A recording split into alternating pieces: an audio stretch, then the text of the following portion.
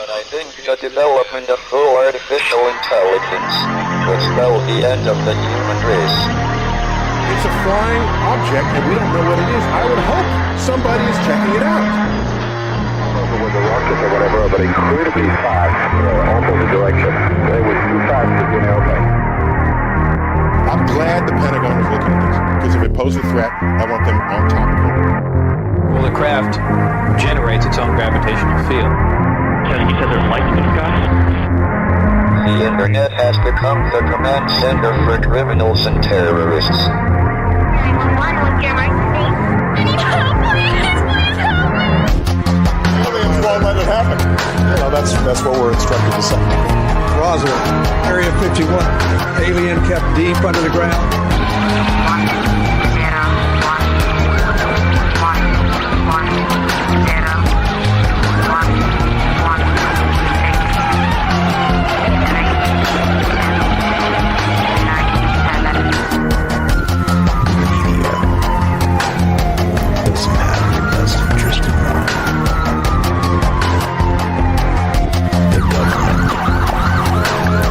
self-serving. You're here for a reason. You're listening to Troubled Minds Radio.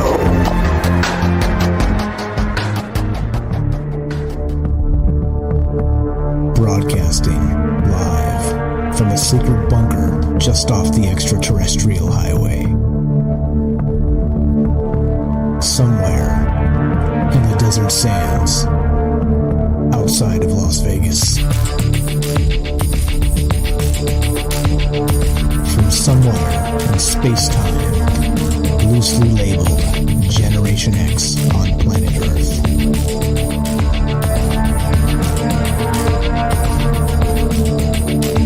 And asking questions of you in earnest into the digital darkness. Good evening and welcome to Troubled Minds Radio.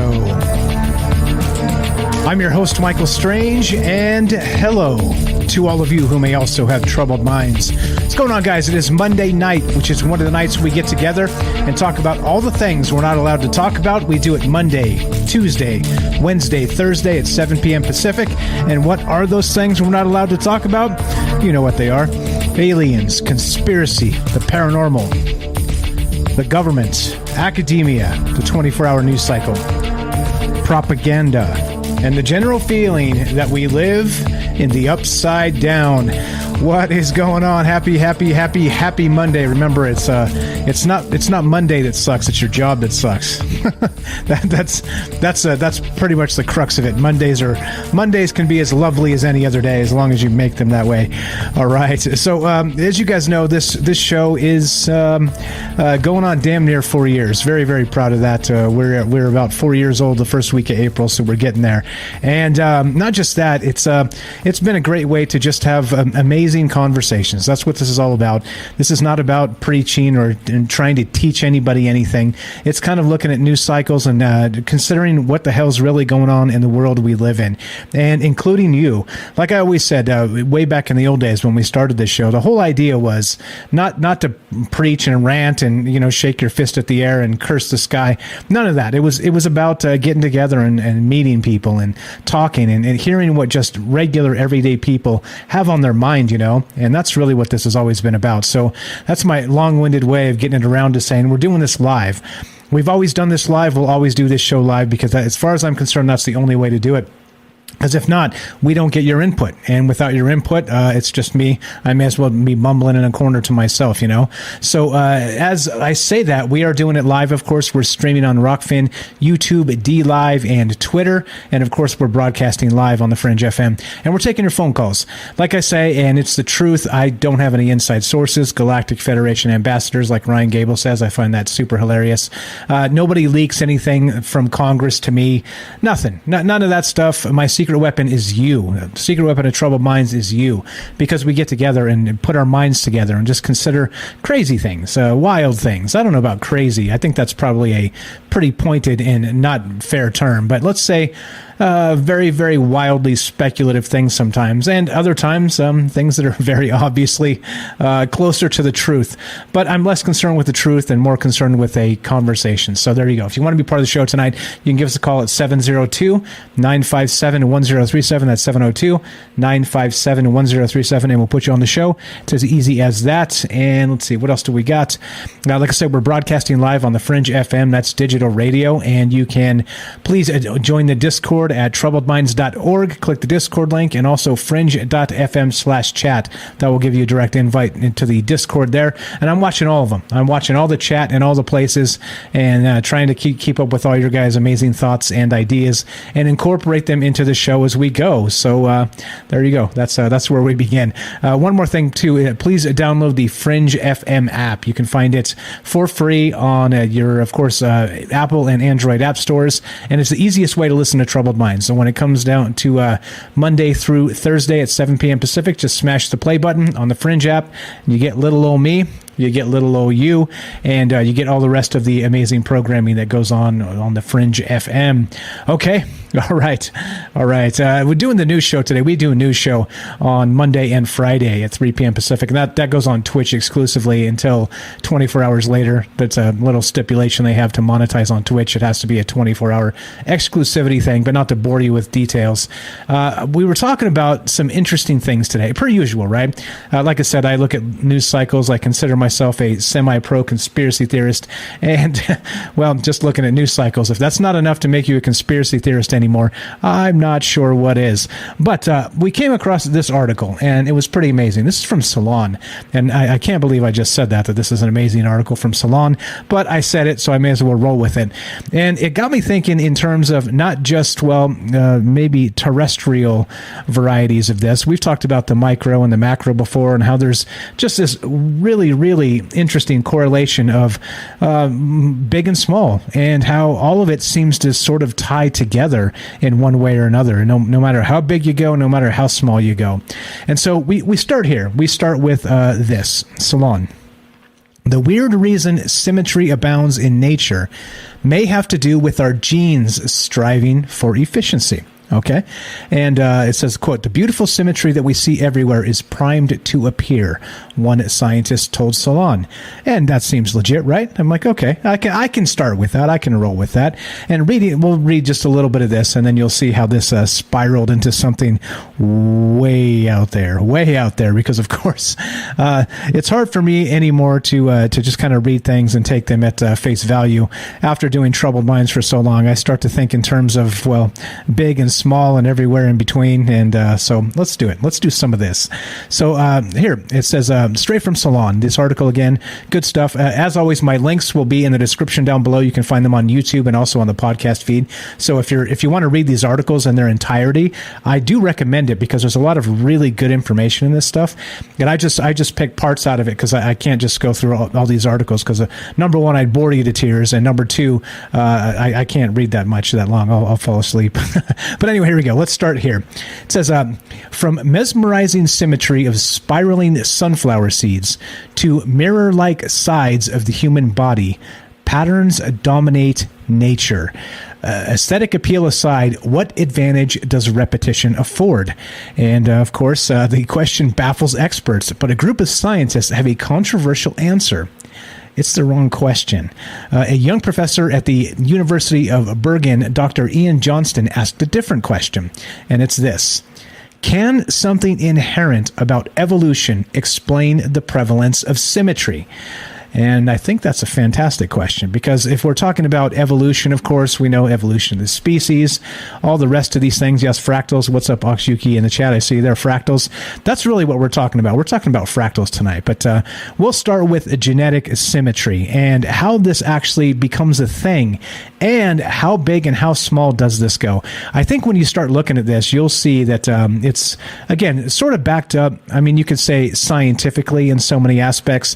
I think you can say a lot of things, right? You can say a lot of things about a lot of things, but I think when you just kind of take a step back and maybe take a more broad view of not just the science involved, but maybe the world we live in, I think that things become let's say a little more clear, even though the clarity may be more fuzzy. So we'll start with fuzzy clarity as we go tonight. But okay, so here we go. So according to Johnston, the answer lies in probability. Evolution favors simple genetic codes over complex ones, a principle called simplicity bias, drawn from theoretical computer science before natural selection even comes to play. Patterns in organisms are just a symptom of that preference. Here's the quote. The beautiful symmetry that we see everywhere is primed to appear, Johnson told Salon. Simplicity bias in biology exists, and it's favored without needing to invoke any specific mechanism. And I like the language. I love the words when the words are written in a very nice pattern, in the symmetrical, perfect way. In other words, the Fibonacci spiral evidence in a nautilus shell or a head of Romanesco broccoli is a byproduct of nature being efficient in its genetic code, continues the article here. Given the diversity of organisms that do so across every branch in the tree of life, that's an interesting one as well, tree of life, and every scale down to the molecular level, evolutionary biologists have generally hypothesized that symmetrical forms emerge frequently as a result of natural selection. Long-standing debate has surrounded the precise mechanism, but with the understanding that life must prefer patterns for some competitive edge. Now we'll get back to this in a little bit, but this is where I started, and I thought, you know what, this is probably the makings of a really great Troubled Mind show, and I wasn't sure exactly where to go from there, because, we've talked about the micro, the macro before. We've talked about how, I don't know, just in terms of how small or how large you want to go. It seems to be that there's this, I like to call it divine copy and paste, right? Meaning that everything seems to be built out of the same basic fundamental, building blocks. And it's not just, again, you could talk in terms of maybe DNA sequences, or you can talk maybe in terms of, I don't know, genetic anything, right? So from there, I'm like, okay, well, how big does this get? And there's another article we'll get to in just a sec to explain, my galaxy brain. And if you guys are familiar with the term galaxy brain, it's actually an insult. An insult. A galaxy brain. So it's a meme. We'll get to the galaxy brain meme as well, and we'll get to that stuff. Let's see. Let's make sure everything is good. All right. Okay. All right. So sacred geometry, says APOC, and that's absolutely right. So okay. So we're going to get to galaxy brains and spectral density and all the rest of this stuff, but we begin with that first concept, okay? That very first concept of, if everything big and small sort of follows the same sort of sacred geometry type patterns, is it exactly like I just described, some sort of divine copy and paste? You know what I'm saying? Sort of like once life, or even not life, or even things that may be life that we don't consider them to be life, are actually just replications somehow. Just not just, again, like everybody says, we're connected, right? Yoda with the Force and all, the energy field that binds all living things together, right? Well, what if there's something to that? And not just that, in that all of these things and all of us sort of in this network, this huge network, is exactly like the human brain. And that's kind of where I got going to when I started looking at this. And I'll get to the next reason why I think that's pretty nutty. Not just nutty, but why it sort of also makes sense. That's the best part about Troubled Minds, by the way. You can kind of hang out and listen to this guy right here, Michael Strange. Listen to this guy talk, and nutty and awesome. I think there's a candy bar that's also nutty and awesome, right? I'm sorry, I digress. Candy bars.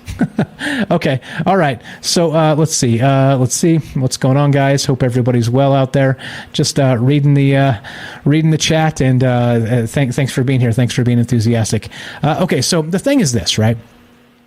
Is there such a thing as a divine copy and paste, right? Those of you that are familiar with computer terms, you know what a copy and paste is. And so that's the question tonight, right? As we begin, the first question is exactly that. Do you think there's such a thing? We've talked about fractals, the micro, macro. We've talked about sacred geometry. We've talked about these things, but what about that idea of a divine copy and paste, meaning that basically once life sort of gains a particular structure, and that could be from a divine source, that could be from through, if you believe in evolution. Again, this is a non-denominational, completely agnostic as much as you want it to be, and you decide. That's really what this is about. But if that's the case, and these life forms, or whatever you want to call them, are somehow, some way interconnected, all the way big and all the way small, infinitely in both directions, and we'll get to the infinite in the big direction tonight, is it possible? Is it possible that that's exactly what this is? A copy, right? Control C on the keyboard will copy. You select it, you copy it. You go somewhere else, click somewhere else, hit Control V, will give you paste. Okay? Is that what's going on here? Just a very quick way to sort of maybe via code or some other thing be able to just bam, recreate life, create to begin with, and then recreate life in many examples, large and small. And that's the crazy part here about what's going on. And I don't know. This is sort of a very, very big concept, and I like big concepts. Not afraid here. And so that's the first question tonight. Is there such a thing as a divine copy and paste? And if so, why do you think that is? Like they say in this article with Salon as it begins, right? It's just about probability. It's just about finding the most efficient way through all the chemical bonds and processes and all the rest of this stuff to come up with the most basic building block of life. All right. And then, of course, once it finds this efficiency, it replicates it. All right. But what is it? And what does it mean? What is replicating what? And I think that's part of the question. Part of the other questions we do on Troubled Minds is we don't know. I don't know anyway. I mean, what started all of this? What's going to end all of this? And where do we fit in that pattern? And if we say infinitely big and infinitely small, and it's all connected somehow, where do we fit in that pattern? I think that's the crazy part. And so, well, here we are, nutty and awesome, just like Ronald out there. What's up, Ronald? I see you, Ron Rockfin. So that's where we start, right? So that's the question, okay? So not only one, is there a divine copy and paste? Number two, where do we fit into that as far as infinitely large and infinitely small? Because it seems like both seem forever away. If you track one up, right, you end up with the solar system, a galaxy, then you got the, many galaxies, and then you got the entire universe, all right? If you go infinitely small, well, we're just cracking open the God particle, they say, with the Higgs boson.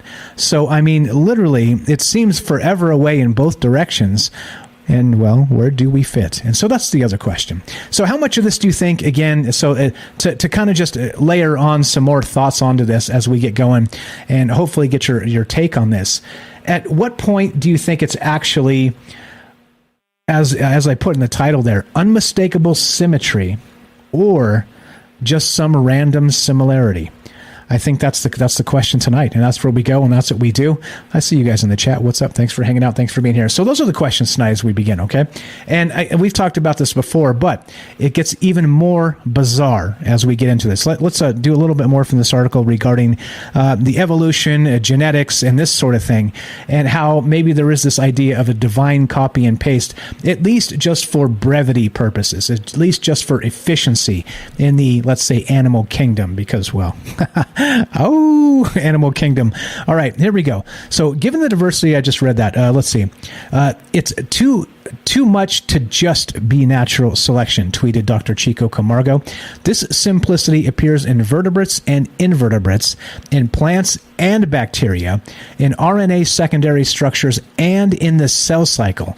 In the shape of the COVID-19 virus, there's no selective pressure that can explain all that.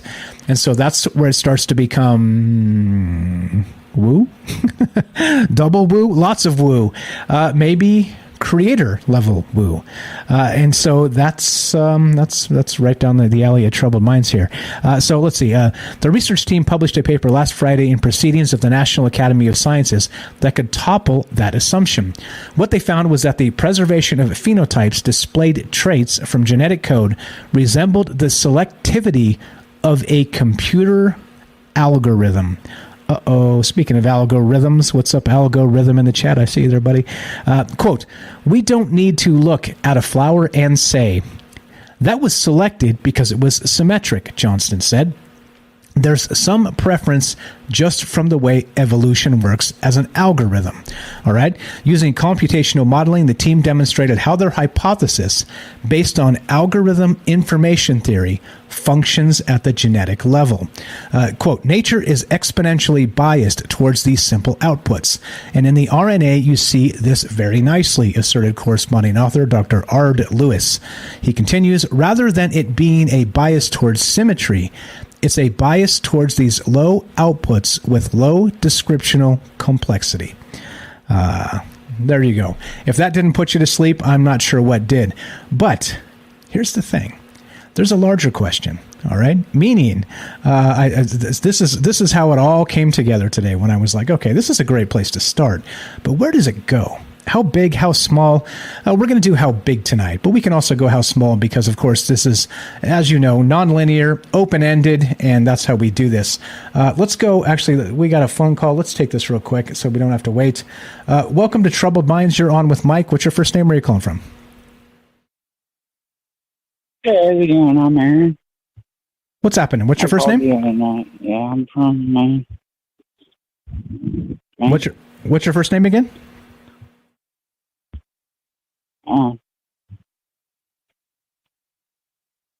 Hello? Yeah, I'm here. Okay, what's your first name, please? Aaron.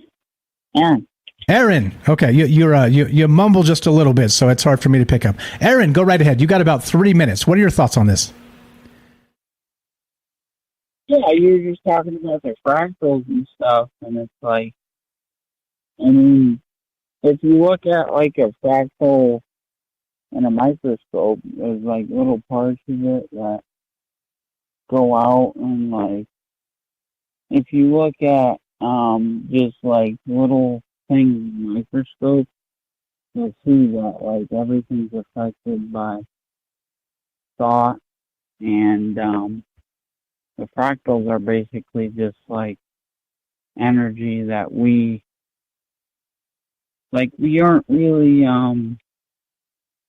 we're here, but we're just we create our own reality. So, like, I mean, you can look at it at like a there's different energies and different objects and trees, and you can see different energies and different.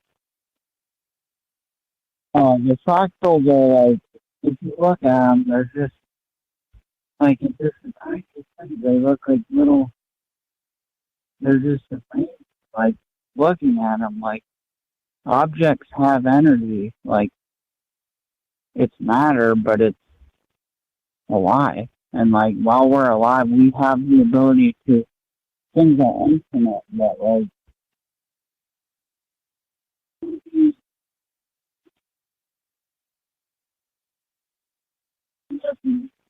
Hey, Aaron, you're cutting out.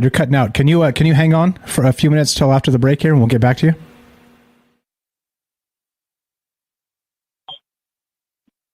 Okay, tell you what, try calling back because we got a bad connection here. You're literally cutting out and I can't hear anything you're saying.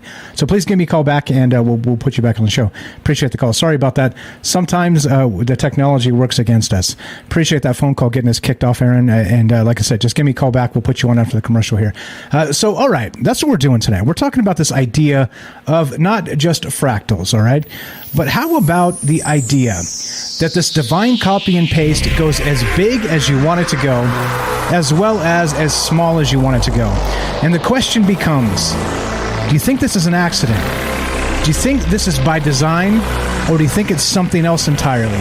Love to hear your thoughts. 702-957-1037. That's 702-957-1037. This is Troubled Minds. I'm Michael Strange. We're going to be here with the mighty Rohan in just a minute as well. Don't go anywhere. More Galaxy Brains, Spectral Density, the mighty Rohan, and you when we return. Be right back.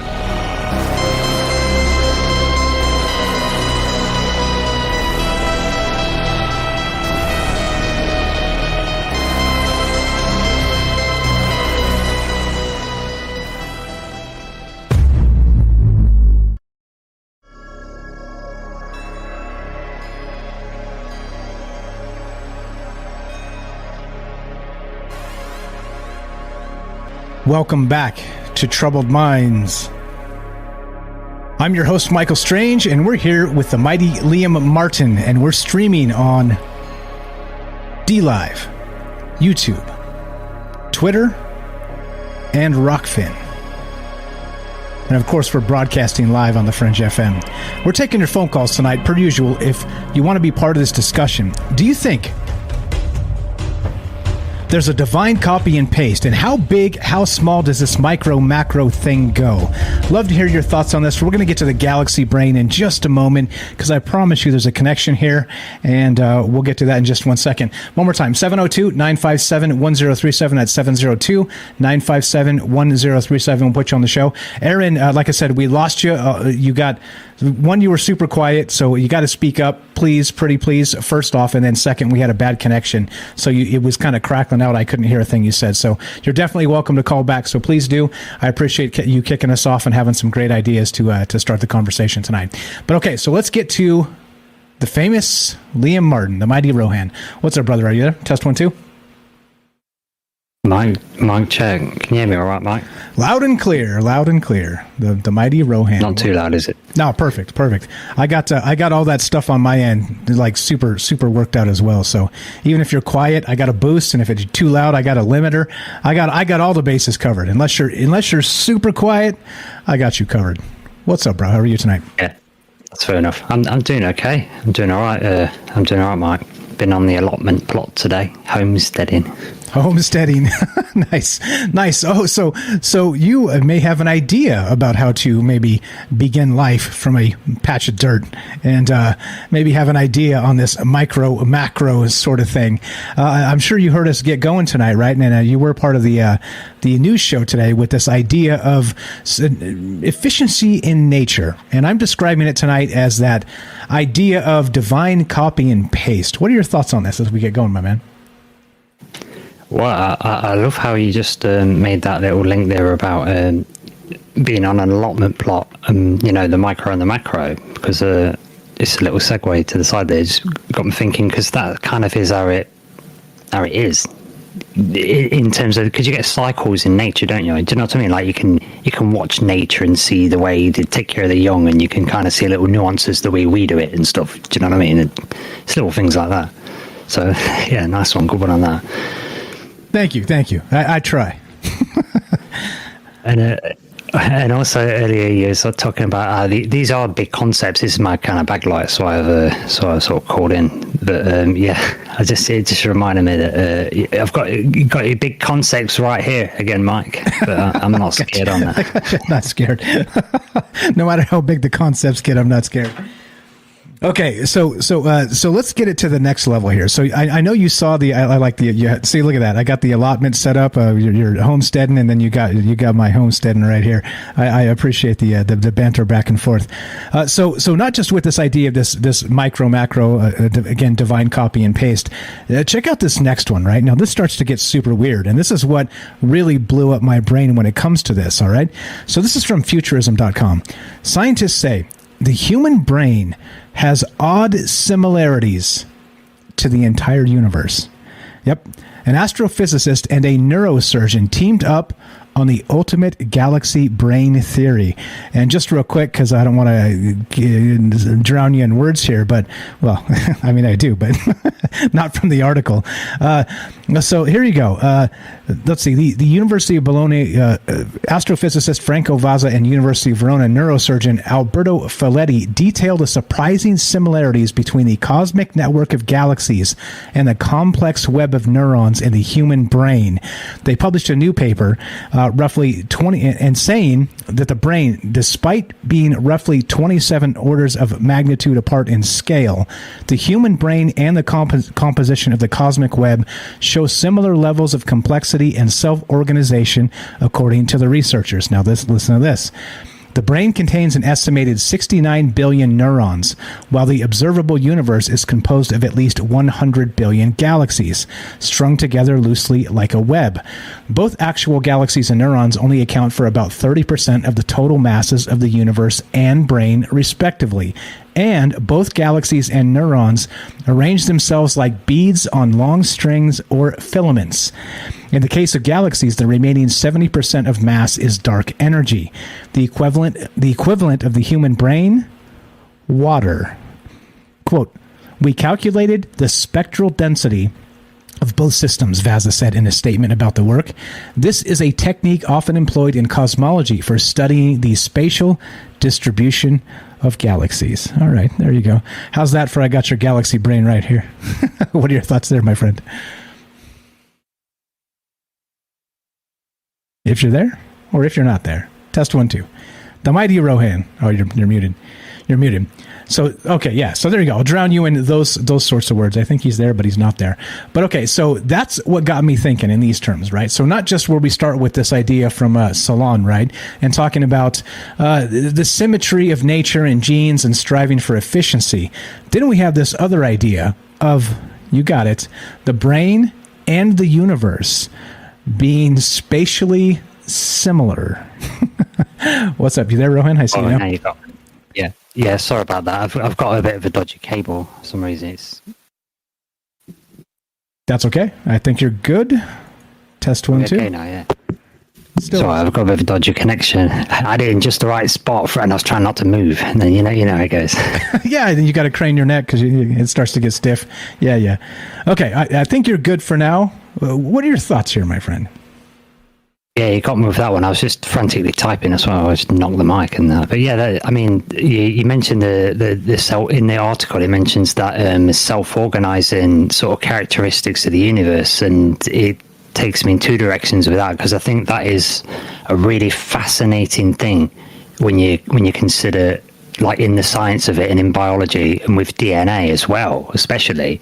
I mean, it's one thing, this stuff got advanced here. We talk about cloning. We talk about, being able to manipulate things and maybe make a humanoid so you can make your own life forms and stuff, and you'll be able to program things. And now they're talking, they can figure out how to control cells even if they don't know all of the functions, right? So then I think, well, that was always the thing with nanotech. They used to look to biology and say, well, if only we could figure out how does DNA and biology sort of unpack its software and automatically run itself, right? How does it, unzip itself and execute the file, and install it all on its own? And they figure if they could learn that mechanism of the universe, if you apply that to nanotech, then you can, you get it just building itself. Do you know what I'm saying? And then that gets me onto this idea of that you get UFO drones, okay, that I think it was Linda Moulton Howe did a bit of a piece on this where she called it these self-activating softwares, where the symbols written on the side of UFO drones and the symbols themselves are in fact a type of technology, and they're a software, and they're a software that self-activates and can kind of write itself using this sort of mechanism. And it's kind of mind-boggling to think about, Yeah, like so like it is sort of like that, again, back to that divine copy and paste from the original article there, is that these patterns are not accidental. And even I like the UFO angle too, is that what if that exact sort of they call it, you've heard of the golden mean, right? And the whole, like, the idea of the Fibonacci sequence, and all that stuff, right? And so that is exactly sort of that idea to sort of quantify it in a measurement, in a single measurement of what that divine copy and paste may look like. But of course, that's boiling it down to just, like distances and saying, okay, approximately this long and approximately that wide, and here's your divine copy paste, But what about the next step? Like you said, what if it is a code itself, like some sort of actual code that, well, I don't know, oddly enough, crazy enough that you just said, maybe was written on the side of a flying saucer? I don't know. Yeah, but there you go. I think the thing with I'm glad you brought up the phi ratio, because that spiral that you say you find in the classic Nautilus shell example, and say in the broccoli, posted a picture of broccoli, you get that spiral pattern in a lot of plants, right? You get it in sunflowers, and that arrangement. And I think there's a sort of, for me, well, it's probably more than two reasons, but for me there's a kind of twofold reason. One is because of the sort of, you've got a certain set of basic shapes that you got your plutonic solids, don't you? Do you know what I mean? And certain shapes have certain characteristics that are better for certain stuff, like a pyramid shape. You can't be tipped over, so it's weights on the bottom, so that's really solid. Do you know what I mean? Whereas a circular sphere is the strongest because it's supporting itself from all sides, But I think also there's a kind of a mathematical aspect in the simplicity. You mentioned the simplicity of things, and I think there's a simplicity in doubling things and dividing things, right? One cell becomes two, that's pretty simple. Or, something becomes half of something.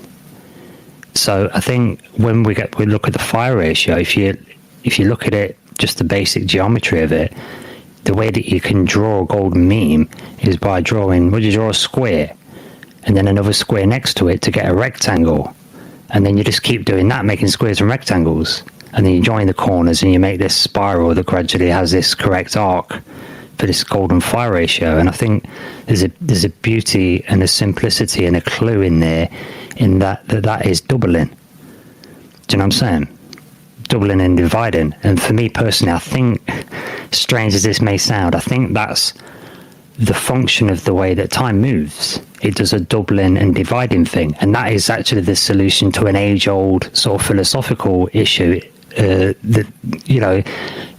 How do you, if the universe is finite, how do you fit an infinite number of things into a finite space, right?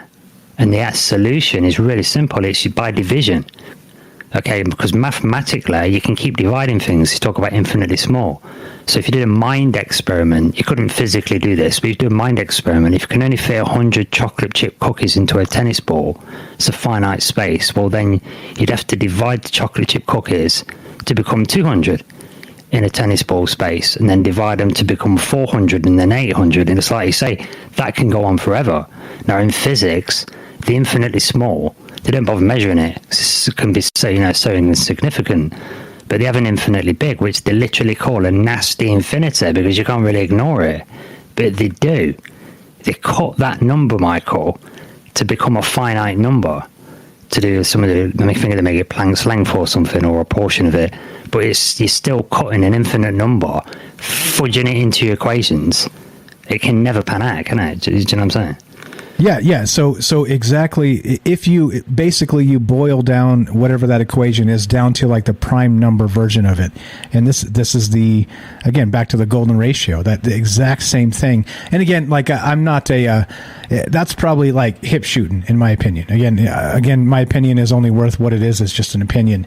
But I think that in terms of being able to, exactly like you described, maybe multiply or divide by that same exact instance, and in this case, cookies in a tennis ball. You, by the way, you had me at chocolate chip cookies, but after that, right? Like once you start to trim it down, and or multiply, I think that's what we're talking about here. Like this idea that nature has a way of the most simplistic, and who knows how to quantify that even. As people, we try, right? We're going to try our damnedest, and again, it kind of came out in that golden ratio phi, or is it phi? Is it phi? I've heard it said both ways.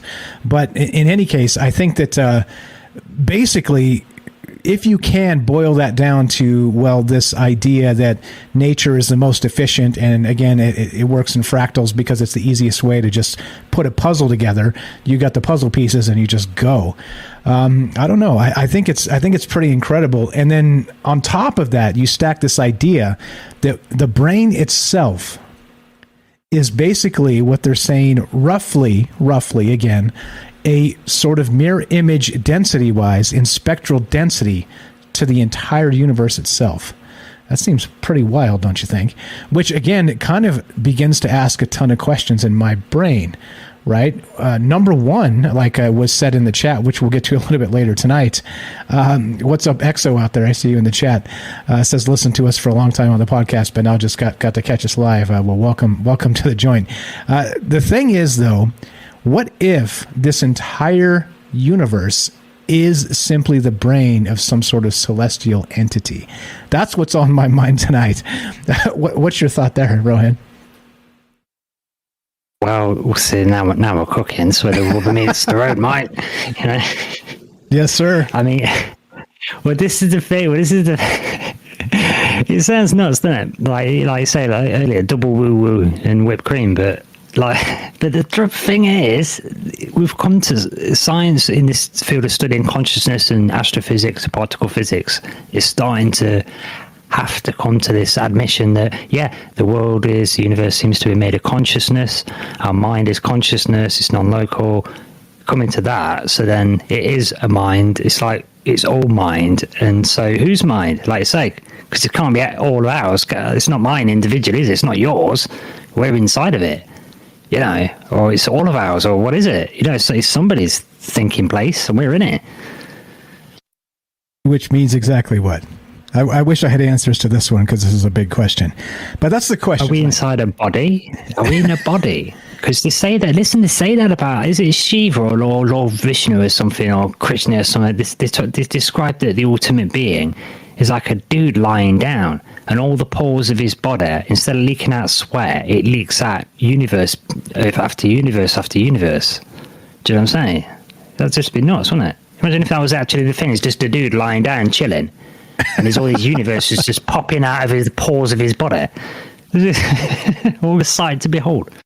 Well, there you go, and there's another T-shirt, by the way, Cosmic Chillin'. But yeah, maybe, and I think that's why once you start to consider how large this gets, and again, we have this similarity between the brain and the what is it again? What's the term? I can't remember the term. Spatial. What is it? Spatial. Spectral density. Spectral density. Spectral density. I like that. I don't know how that works. Do you get hard light holograms now? Well, how's that work? Spectral density. I don't know. Yeah. Well, apparently it matches up pretty well with the universe itself and dark matter and the brain and the rest of this stuff. And then that's straight from the article there. Yeah, exactly. Okay, so here we go. Just real quick. In the case of galaxies, real quick. So both actual galaxies and neurons only account for about 30% of the total masses of the universe and the brain, respectively. And both galaxies and neurons arrange themselves like beads on long strings or filaments. In the case of galaxies, the remaining 70% of mass is dark energy. The equivalent in the human brain is water. And so, back to, like James said, water again, back to water, right? But we calculated the spectral density of both systems, Vaza said in a statement about the work. This is a technique often employed in cosmology for studying the spatial distribution of galaxies. Our analysis showed that the distribution of the fluctuation within the cerebellum neuronal network on a scale from 1 micrometer to 0.1 millimeters follows the same progression of the distribution of matter in the cosmic web, he added. But of course, on a larger scale that goes from 5 million to 500 million light years. The clustering and number of connections emanating from each node also were oddly similar. And that's when this starts to get super weird, because a lot of questions, right? So is it not just, is it possible that the universe somehow, we've talked about this in the past of, maybe a galaxy being like an old one, an entity that's sort of, sending out its progeny through whatever means, right? Like through panspermia or these other things into galaxies to kind of seed its offspring. But then we have this other larger idea that's larger than a galaxy, that's literally universal in scale, where it seems to correlate nearly within, hip shot, at least for sure, to correlate almost identically with the human brain in terms of that spectral density. So there you go. There's a catch up if you missed part of that. But I don't know. It seems pretty weird to me. So for a number of reasons, right? So a couple things that makes me go, wait. So does that mean that the universe itself is actually somehow sentient, right? Maybe the universe is some sort of gigantic life form. And so it's seeding us, or we're part of it as, I don't know, what would you call us? Parasites? or if the universe is very similar to our mind, then maybe it's because our mind is making it, right? Do you know what I'm saying? Because there's a book by Neil Donald Welsh. It was called Conversations with God, about this guy who was having these conversations, and it seemed like as if he was talking to God, and he was getting godlike answers, right? But there was this bit where it says the deepest secret is that life is not a process of discovery, but it's a process of creation. Okay, co-creators, yeah. And it says you're not discovering yourself, but creating yourself anew, sort of like all the time. And so it says, seek therefore not to find who you are, but seek to determine who you want to be. So then I put it to you, Mike, maybe the more you think about the old ones, the more you're making it one. Yeah, maybe. I don't know. Hey, I'd rather be the old one. Can I just be the old one? When do I get to, like... Exactly. When do I get my... Yeah, but then what if you start growing a big laser tentacles at your back tomorrow and your dog's all freaked out and that starts biting you? So, that's when I know. When I've been issued my laser tentacles. That's what I know. Lasers. Oh, now we're talking. Now it's not so freaky. Now it's more military application laser. And you can cut tool. You can cut wood with it. You can work with Jay. You can cut beams for him. Exactly. Yeah, I don't know. So I think there's a lot to this. Again, we're going to get to the idea that maybe somehow, some way, the universe itself is conscious, is sentient, and maybe we're just part of that sentience as, I don't know, baby sentience, like we've described in the past. Or again, once you start thinking in terms of like the brain as this spectral density, sort of similar in map, size, and scale, not scale, let's say in by division, the brain and the universe itself, well, suddenly things start to become super weird, because as suggested in the chat, what if the universe itself is simply just another brain, and we're neurons inside of that brain, neurons inside of the neurons inside of that brain. Oh boy, we got a couple minutes left before we take a break. What's your thought there, Rohan? Mere organelles within an organ within a greater organ of part of the left ventricle of the fifth heart of the octopus. Is that where we are? Maybe of the octopus, exactly. So if it's a dude laying there chilling and he's sweating out galaxies or whatever, right, in universes, then what if the dude's an octopus? Then are we in big trouble? Wait, hang on, wait. Look at the Milky Way galaxy. That's got arms, right? Yeah. All right. And they said they found a new tentacle recently. It's sneaking in behind us in a blind spot. It's come to grab us. Okay. I was about to say it, but I'm not going to say it. All right. Oh, no, don't do that. Yeah, don't do that. I was going to say it, but I'm not going to say it. All right. So anyway, that's what's on my mind tonight. We're here with the mighty Rohan, the famous Liam Martin. He's got a podcast called the Exiled Minds Podcast. Do check that out. Links in the description down below. So the question tonight, looking to hear from you, what is your thought on this? Talking about the micro and the macro, how big does this get? And if we're talking about spectral density of the brain and the universe being very similar in this micro-macro sort of scheme, a few things come up, right? Is it possible that the universe itself is conscious? And like maybe Rohan suggested, that we're creating it from we create our own personal universe that we share with each other somehow through some sort of projection from our brain to make the universe surrounding us, which you could describe as maybe even, let's say, creating your own destiny, that sort of thing, right? Manifesting your own reality is what I was looking for. But then the second thing is, what if it's not? And what if it's something completely separate, some sort of like extra solar, extra cosmic entity that we live in, much like a parasite inside of, I don't know, any number of things.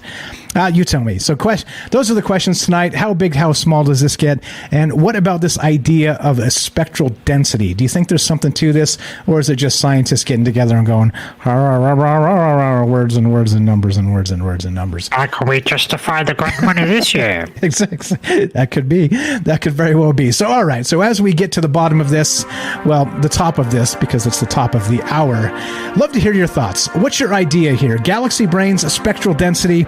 How galaxy brained do you have to be to consider any part of this? 702-957-1037. That's 702-957-1037. We're here. This is Troubled Minds. I'm Michael Strange. We're here with my good friend, the famous Liam Martin, the mighty Rohan of the Exiled Minds podcast, and loving to hear your thoughts. Galaxy brains or not? Coincidence? Or do you think this is all by design?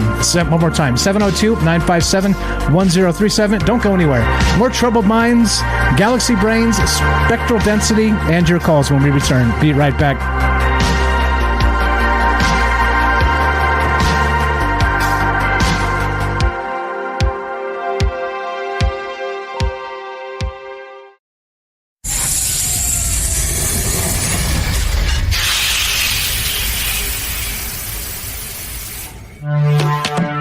We are talking about the alien abduction phenomenon.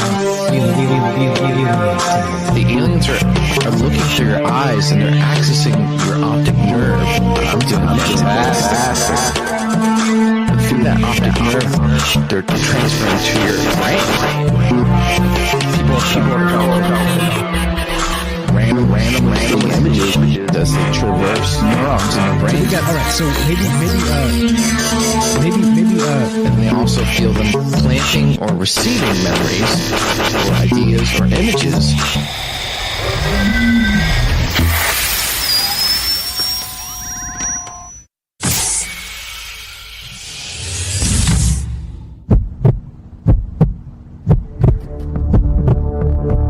Broadcasting live from a secret bunker just off the extraterrestrial highway. Somewhere in the desert sands outside of Las Vegas. From somewhere in space-time, loosely labeled Generation X on planet Earth.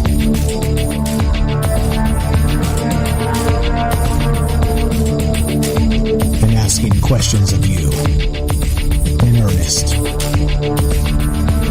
into the digital darkness. Good evening and welcome to Troubled Minds Radio. I'm your host, Michael Strange, and we're here tonight with my good friend, the famous Liam Martin, a.k.a. the mighty Rohan. And we like to say hello to all of you who also have troubled minds.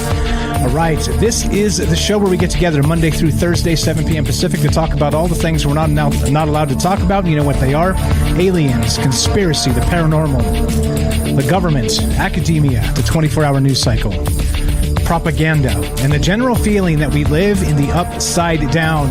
As always, we're taking your phone calls because, of course, the secret weapon of troubled minds is you. Taking your calls at 702-957-1037. That's 702-957-1037. We got Algo Rhythm and we got James here on the horn in just a sec. We'll get to both of those guys, and, of course, the famous Liam Martin. And also, let's see, what do we got? I think that covers it up. We're streaming on Rockfin, YouTube, D-Live, and Twitter. We're broadcasting live on the Fringe FM. Let's do it. Tonight, we're talking about this idea, not just the micro, macro. Galaxy brains, all right? Galaxy brain is actually it's an insult.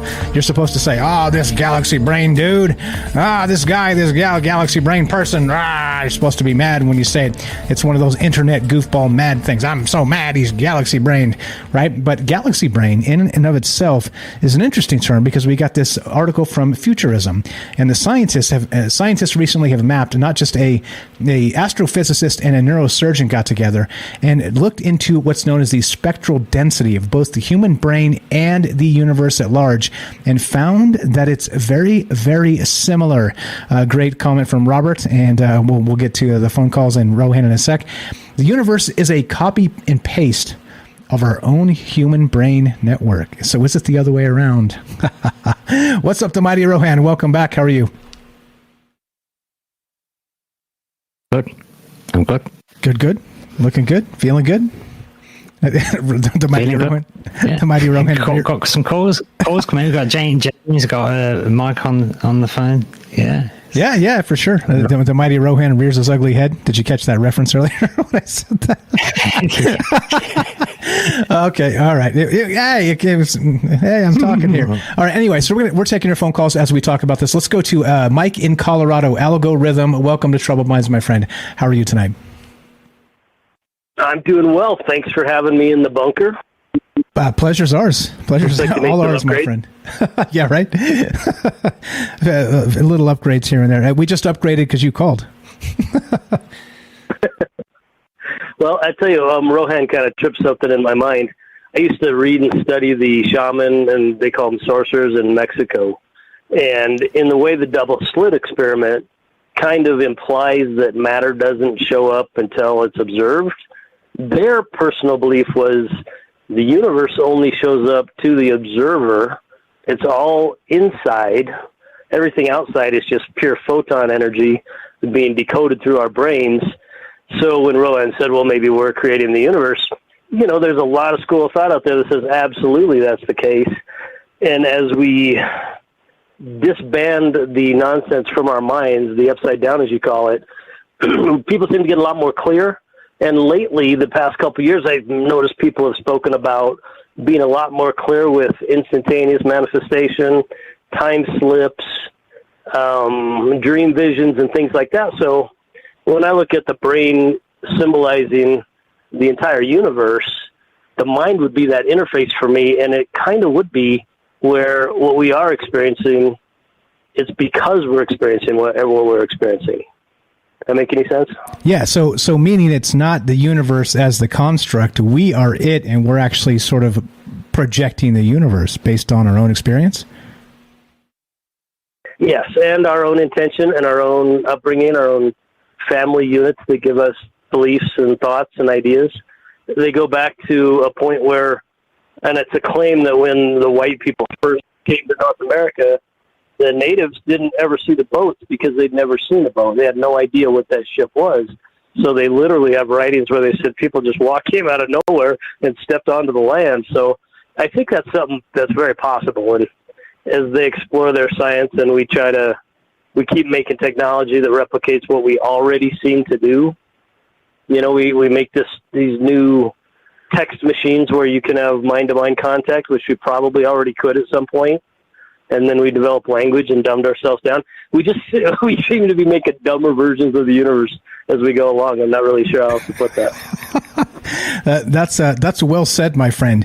As the frustration mounts for every stupid thing after every stupid thing, I talk about it on the daily. I'm sure you listen to some of it, and I don't know, man. Like, so at what point? So if things are dumb and we're making it more like a dumber and dumber iteration of the universe itself, how do we fix it?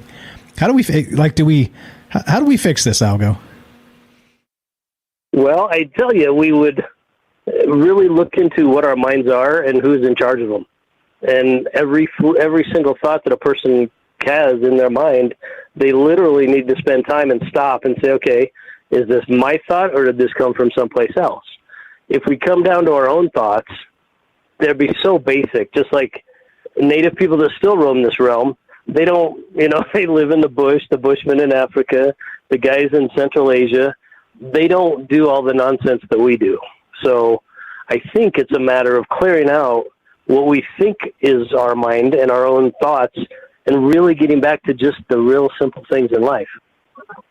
I love it. So it is the propaganda tearing us down to shells of what a human being should be in some capacity. The thoughts of others racing through our own heads, polluting everything, including the universe about us, right? That's my viewpoint, yes, sir. I love it. Great stuff as always. What else you got for us tonight, my friend? I just want to tell you thanks for having me on. Rohan, it's great to hear Rohan again. He's always got interesting things to share, and keep up the good work. I appreciate it. Thank you very much. Algorithm here has a YouTube channel just like it sounds. Algo space rhythm. Mike in Colorado, always a pleasure. Have a fantastic night. Thanks for listening. Thanks for calling, bro. You too. Take care. Thanks a lot. There you go. Easy as that. You want to be part of the show? 702-957-1037. Take on that, Rohan, before we go to James here? Colorado Mike, he always strikes me as being very straight down the line and sensible. Do you know what I mean? Very concise. I love the way he kind of gets things across. I really appreciate that. So I just wanted to make that point while I've got the opportunity. But also, there was that thing he mentioned. The key takeaway there for me was the thing about choices and making your choices. Because it seems to me that we exist just to exist. The Farsight Institute call us is-bees. We is just to be. Right? Okay. So we don't necessarily need a grand purpose. But that means that we're still here as creators, right? So that means that it's all on us to decide what it is we want to be. Like going back to that quote, from the book Conversations with God, it's about not discovering yourself, but deciding what you want to create. And I think that's kind of like the world's biggest secret, that in some way we are the magicians, in some way the material world of science, it's not lacking in magic, quote unquote. It is magic, because it's not lacking in consciousness. It is consciousness. And this is shown as, our mind and this seems to be the same thing. And other areas of study and saying it seems to be the same thing. And then all your meditators and gurus throughout history are saying, learn to control your mind, because that you can manifest stuff. And it seems too good to be true.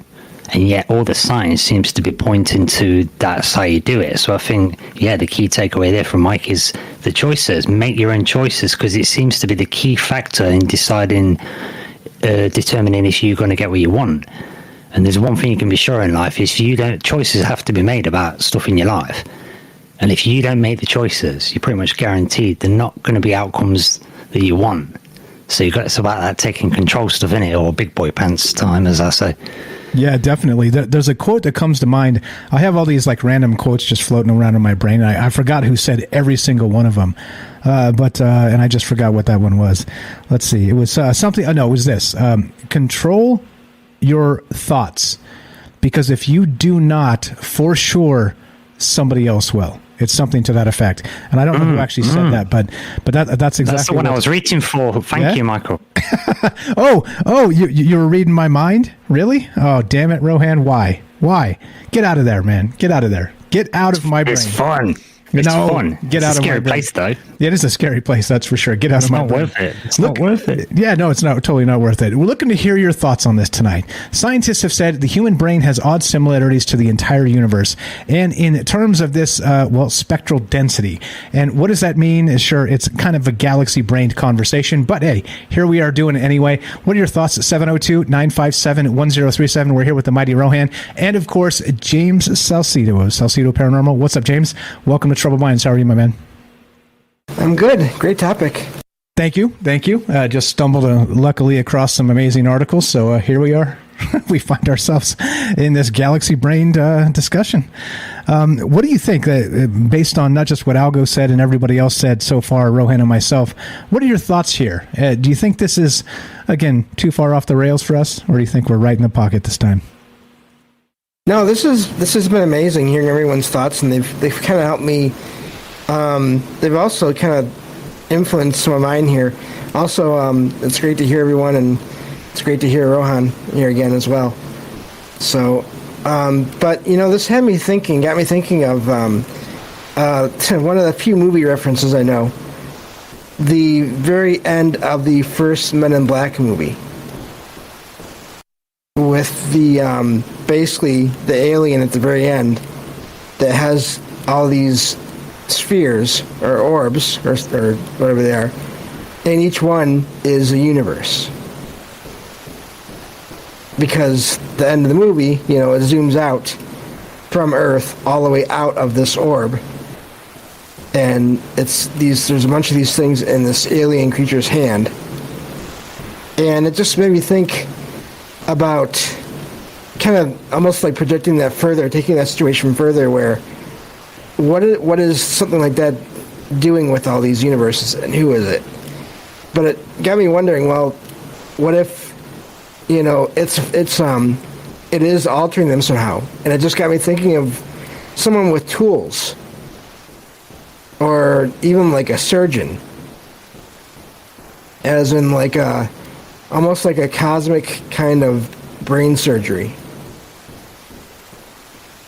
You know, if you can imagine something like this alien basically grabbing any kind of a tool, you know, and just touching it to the side of one of these you know, of basically our universe, of whatever it is that keeps it all inside of whatever it is, and sending in, you know, information or whatever through, let's say, black holes. And then that's how the universe is altered.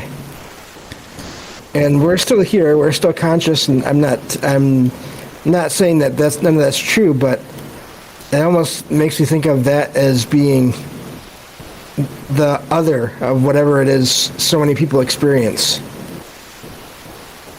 It just really got me wondering about all of those connections. It's just fun. that whole image of the micro and macro, because again, in that movie, there's a cat that has inside our universe that has a crystal that is also another universe, or at least a galaxy. Yeah, and so all that's amazing stuff. And I don't remember, by the way, the end of the original Men in Black. I saw that one in so many like fractured pieces that I may not have seen the scene you're describing there. But I do love the idea of, well, multiple universes, and if he's got them like these little orbs kind of floating around him, like what were they, marble size or like baseball size? How big were these things? It's hard to tell because it's so zoomed out and it's an alien, but there was like 5 or 6 of them inside its hand. Okay. Yeah. Yep. So who is the controller, right, is that question. We're going to get to that in a second. Not only, not the answer, of course, we're going to get to that question, but so I love that you brought up the black holes there as well, because we're going to get to that, meaning that the black holes, right, we talked about in the past, Hawking radiation. Again, you can't lose information, but what happens to information when it goes inside of a black hole and the black hole evaporates eventually? You can't lose that information. The laws of thermodynamics won't let it happen, at least according to our knowledge of physics, right? But the issue becomes, does it sort of end up somewhere else? Is there a connection between this universe and elsewhere through the black hole wormhole situation, which we're going to get to, and it fits. Anything for James, Rohan? And we'll get back to you, James, as well. We got some time here, so no sweat. That example of the Men in Black, where you've got a cat in the film and it's got a jewel around its neck, and it turns out it happens to have a tiny universe in it. And then the end of the film zooms out and it shows that our universe that's got this tiny universe and a jewel turns out to be in a marble. That is, it's aliens playing marbles, and as they're in one that small, so it shows you that not only is there a tiny microscopic universe, that they can be smaller, but obviously then it shows, we're microscopic compared to someone that's bigger, and that's a really, really good example, I think, for this conversation, because that shows us about the nature of the fractal nature of the universe, how there can be bigger and bigger things and smaller things, because numbers get bigger and bigger and smaller, and that's what's talking about doubling and dividing. That's just smaller and smaller and bigger and bigger. And I'm glad James has made that point, because I like to use that point to explain why I don't think CERN are doing what they say they're doing. Because it don't make sense then if we've got this infinity fractal nature of the universe that's being shown in pop culture, like movies like that. If CERN's looking for smaller and smaller particles, expecting to find the smallest fundamental set of particles, well, we know that can't be the case, because you get smaller and smaller things and bigger things. We've got infinities, haven't we? Small infinities and nasty infinities that are big infinities. So stands to reason to me, can't be on the road of infinity expecting to reach a destination, can they? Surely can't be that stupid. No. So what is it? Portal. Yeah.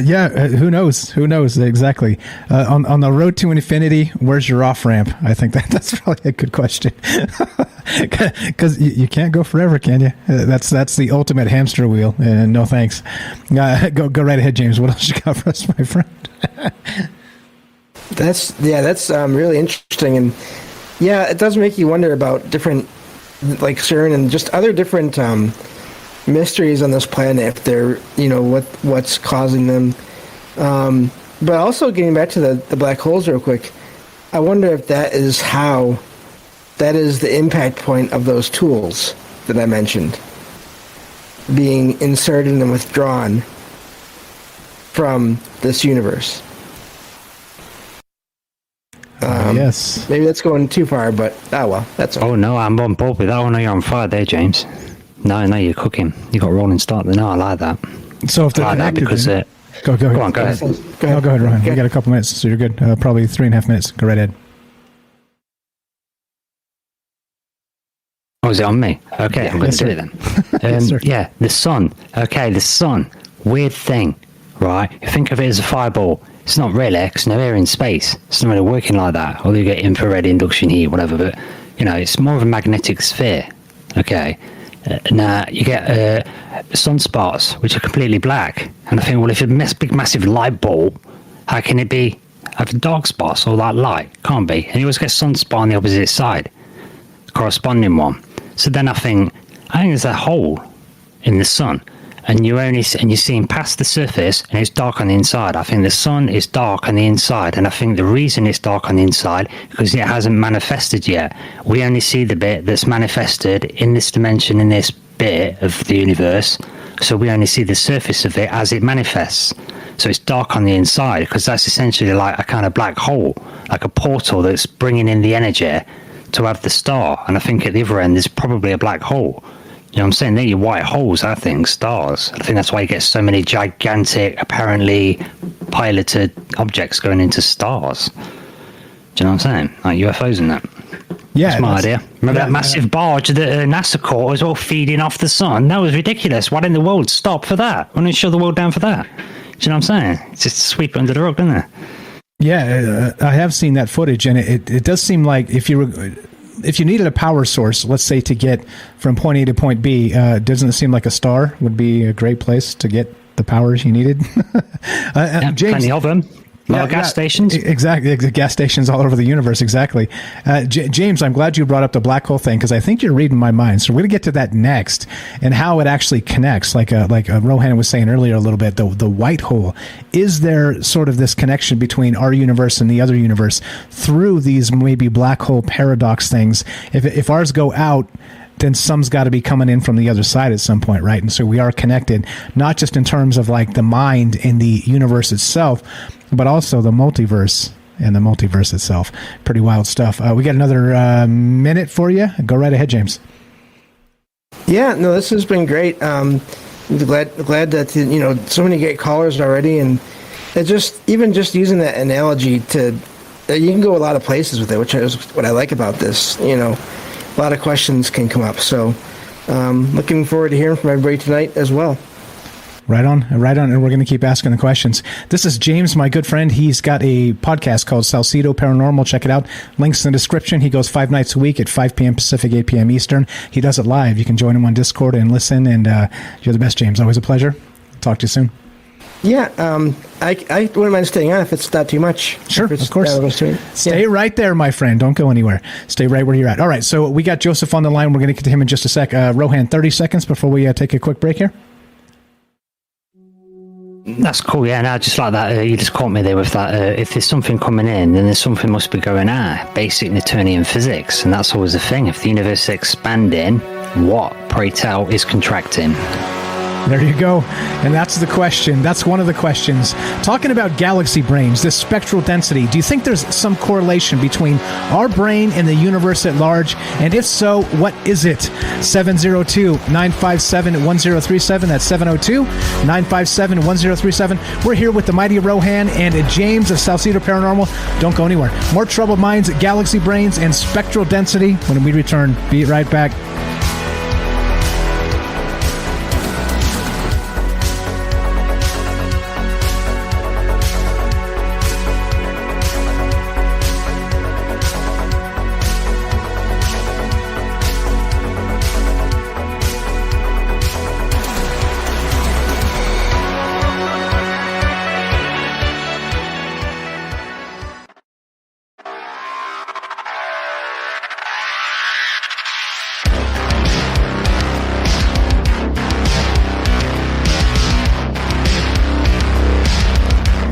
Welcome back to Troubled Minds. I'm your host, Michael Strange, and we are streaming on Rockfin, YouTube, D-Live, and Twitter, and we are broadcasting live on the Fringe FM.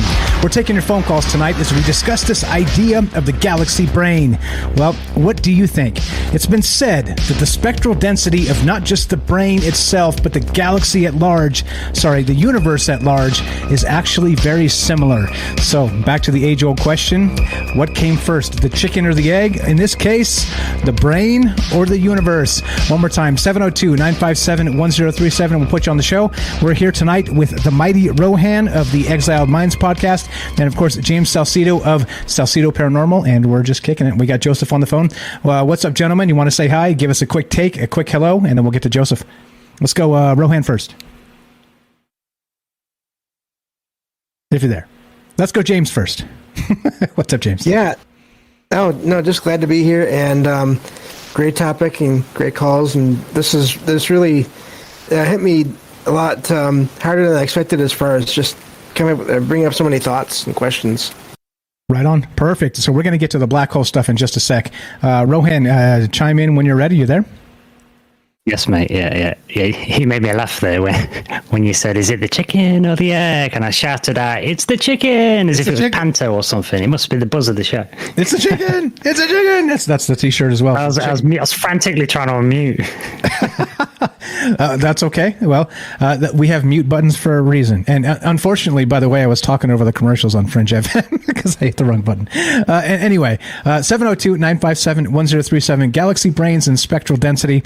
Is this just academic navel gazing, or do you think there's something to this? Let's go to Joseph in Iowa. Thanks for being patient with us, my friend. Welcome to Troubled Minds. How are you? Yo, go right ahead, my man. So I was thinking, isn't there a galaxy that's coming at us that's alcohol completely? I haven't heard that. Elaborate, please. There's a whole galaxy. Yeah. So I was just thinking, maybe if you're thinking in ways like our mind, maybe people are drinking a lot of alcohol and it's sucking in alcohol from somewhere, quite literally.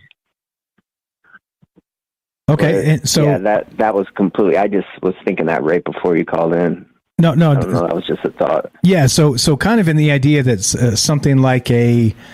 There's another one. I saw this article recently that was talking about sort of like the anti-universe, right? Because it's kind of based in dark matter, possibly. And so it's like that, that the universe, again, is the parallel sort of mirror universe is actually reverse and running backwards, the actual upside down. Time runs backwards there. Something like that, except in terms of the sort of the alcohol analogy is what you mean? No, I mean, there's they say there, in the telescopes, there's something motioning towards us, an entire nebula or something. Oh, I see. And it's composed of mostly alcohol. Oh, okay. No, I missed the reference. No, I haven't heard that, haven't seen that. I completely believe you, though, for what it's worth. It sounds amazing. Does that mean free beer for everybody or what? Yeah. I don't know. I don't know. Really, I called in because I had a dream, and I kind of want to see if your guys' opinion on the organic dedicated servers and just the cheat code kind of thing, but a physical cheat code that is kind of like an evolution booster, like a Kickstarter. Okay, so what's the dream? So I had a dream, I don't know what I was doing, but I had to charge my phone, and I did not want to charge my phone. And I set it down, and I was going to sleep. And then I was having these dreams that I've only had one dream where I've had a phone in my dream. In this dream, I was on my phone, but things were coming out of the phone. And then I was like, that's weird. And then I fell back asleep. And then it happened again, 3 times, reoccurring, quick. And then I kept waking up, but I was on a phone that I didn't have. And then I went and grabbed my phone. I ended up passing out, and there was I was looking at myself, but it was a different version of myself. It was like wild. It was like a wild version of myself. I don't know how to explain it. Like basically like bigger hair, like just weird. Like a flip side, reverse universe world, doppelganger world version of you. Is it like that? Yeah, I don't know. It could be like tied into the phone. Like maybe I'm tapping into like some ancestors or something, or like not ancestors or they're tapping in. I don't know. I think like I have the idea that they're going to make, like if it's like or if everything's organic, they're going to treat it the same as if it's not, because we're here right now, you know. And like it's either we're gonna try to make this spaceship last, like considering like the Earth is the spaceship we have now, but really it's like the galaxy and everything, like, or like the black hole. If like we can make everything survive longer, like we could either be the parasites or like whatever a good parasite is. I don't know. Yeah, not sure. Take on that, James, for Joseph here? I do think, the whole alternate parallel universe, I've had a couple of dreams with that, and so maybe there are almost like consciousness wormholes or connections where we can do that. Maybe that's how that part of that works. Getting back to the whole network again idea, makes me wonder about that. Also, real quick, Joseph, you said that your phone in the dream, it was like this frantic sort of thing to charge it, but it wasn't your phone? Is that what you said? No, like when I fell asleep, like I had like a hologram phone. It was like a phone, but like it was like more like trippy. Okay, all right. I misunderstood. I was going to equate that to something else entirely, but you just blew my mind.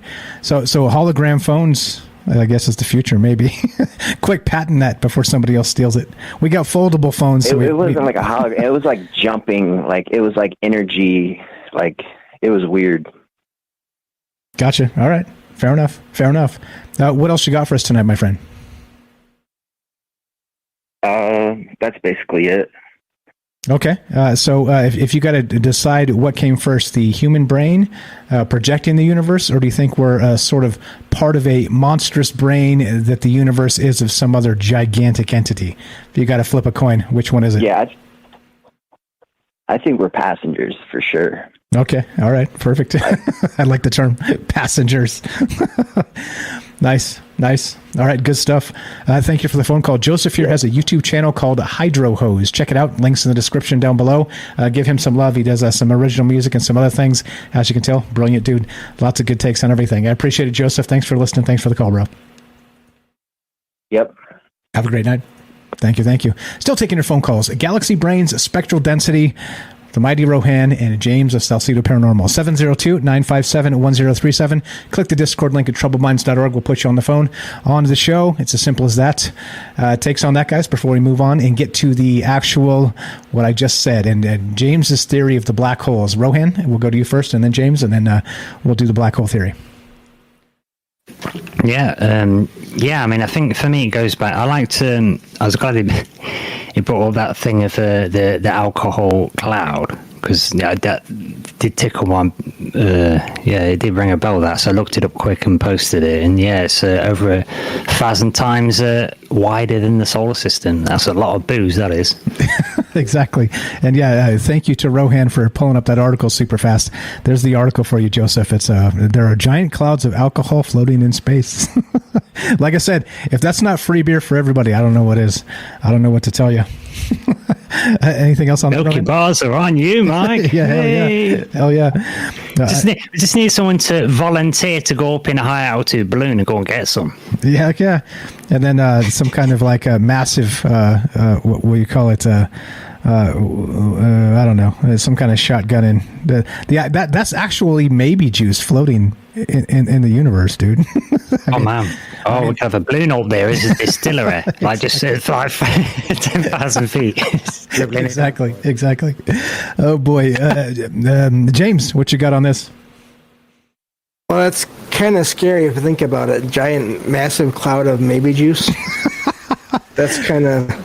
Are we summoning it? Is it our fault? That'd be pretty scary. Are we summoning the maybe juice? Maybe. Yeah.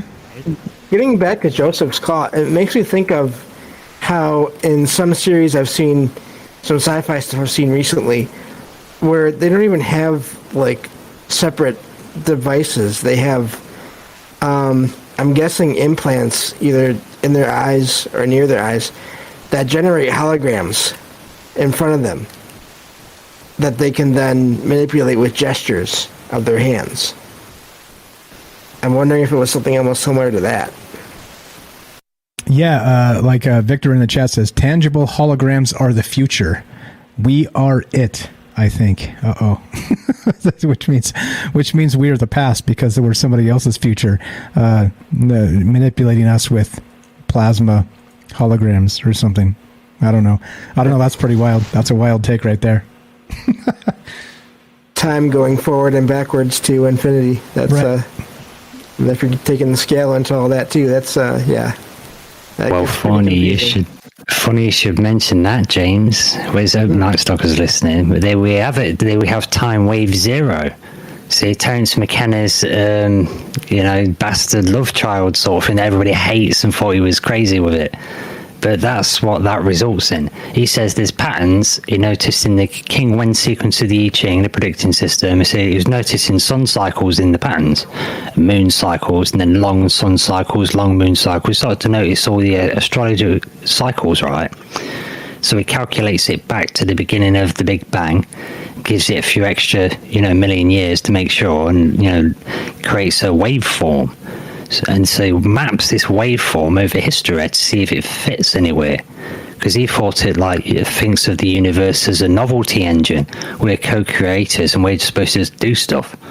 You know what I mean? Like I was saying earlier, just choose to do things. Just make stuff happen. And it just adds to the universe, adds more metadata so it can keep evolving itself.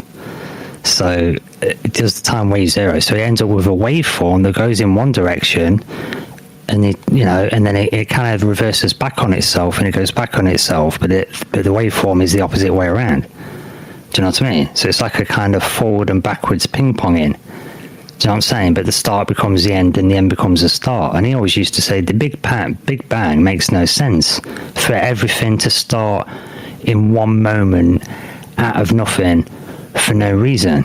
It's like the limit case for the most unlikely thing ever.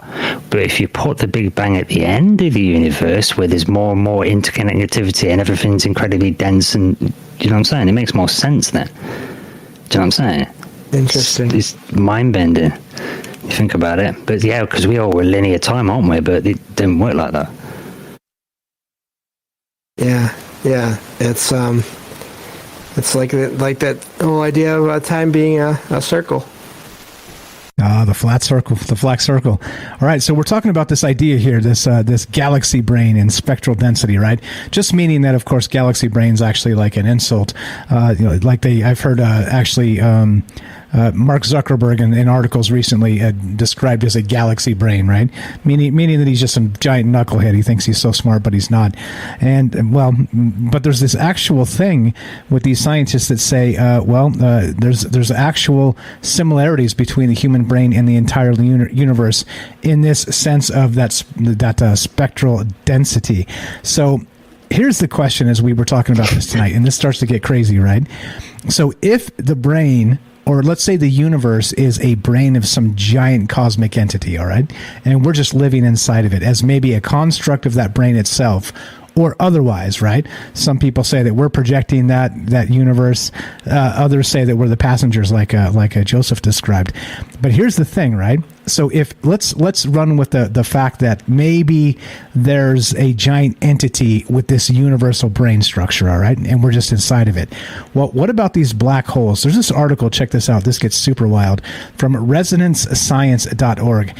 Physicists think they've spotted the ghosts of black holes from another universe, which means if we think we're all connected, we're interconnected somehow, and we're speaking in terms of this giant galactic, overmind, universal overmind, which is a term we've used in the past, then these actual ghosts of black holes from other universes are also connecting that overmind to other pieces of the multiverse itself.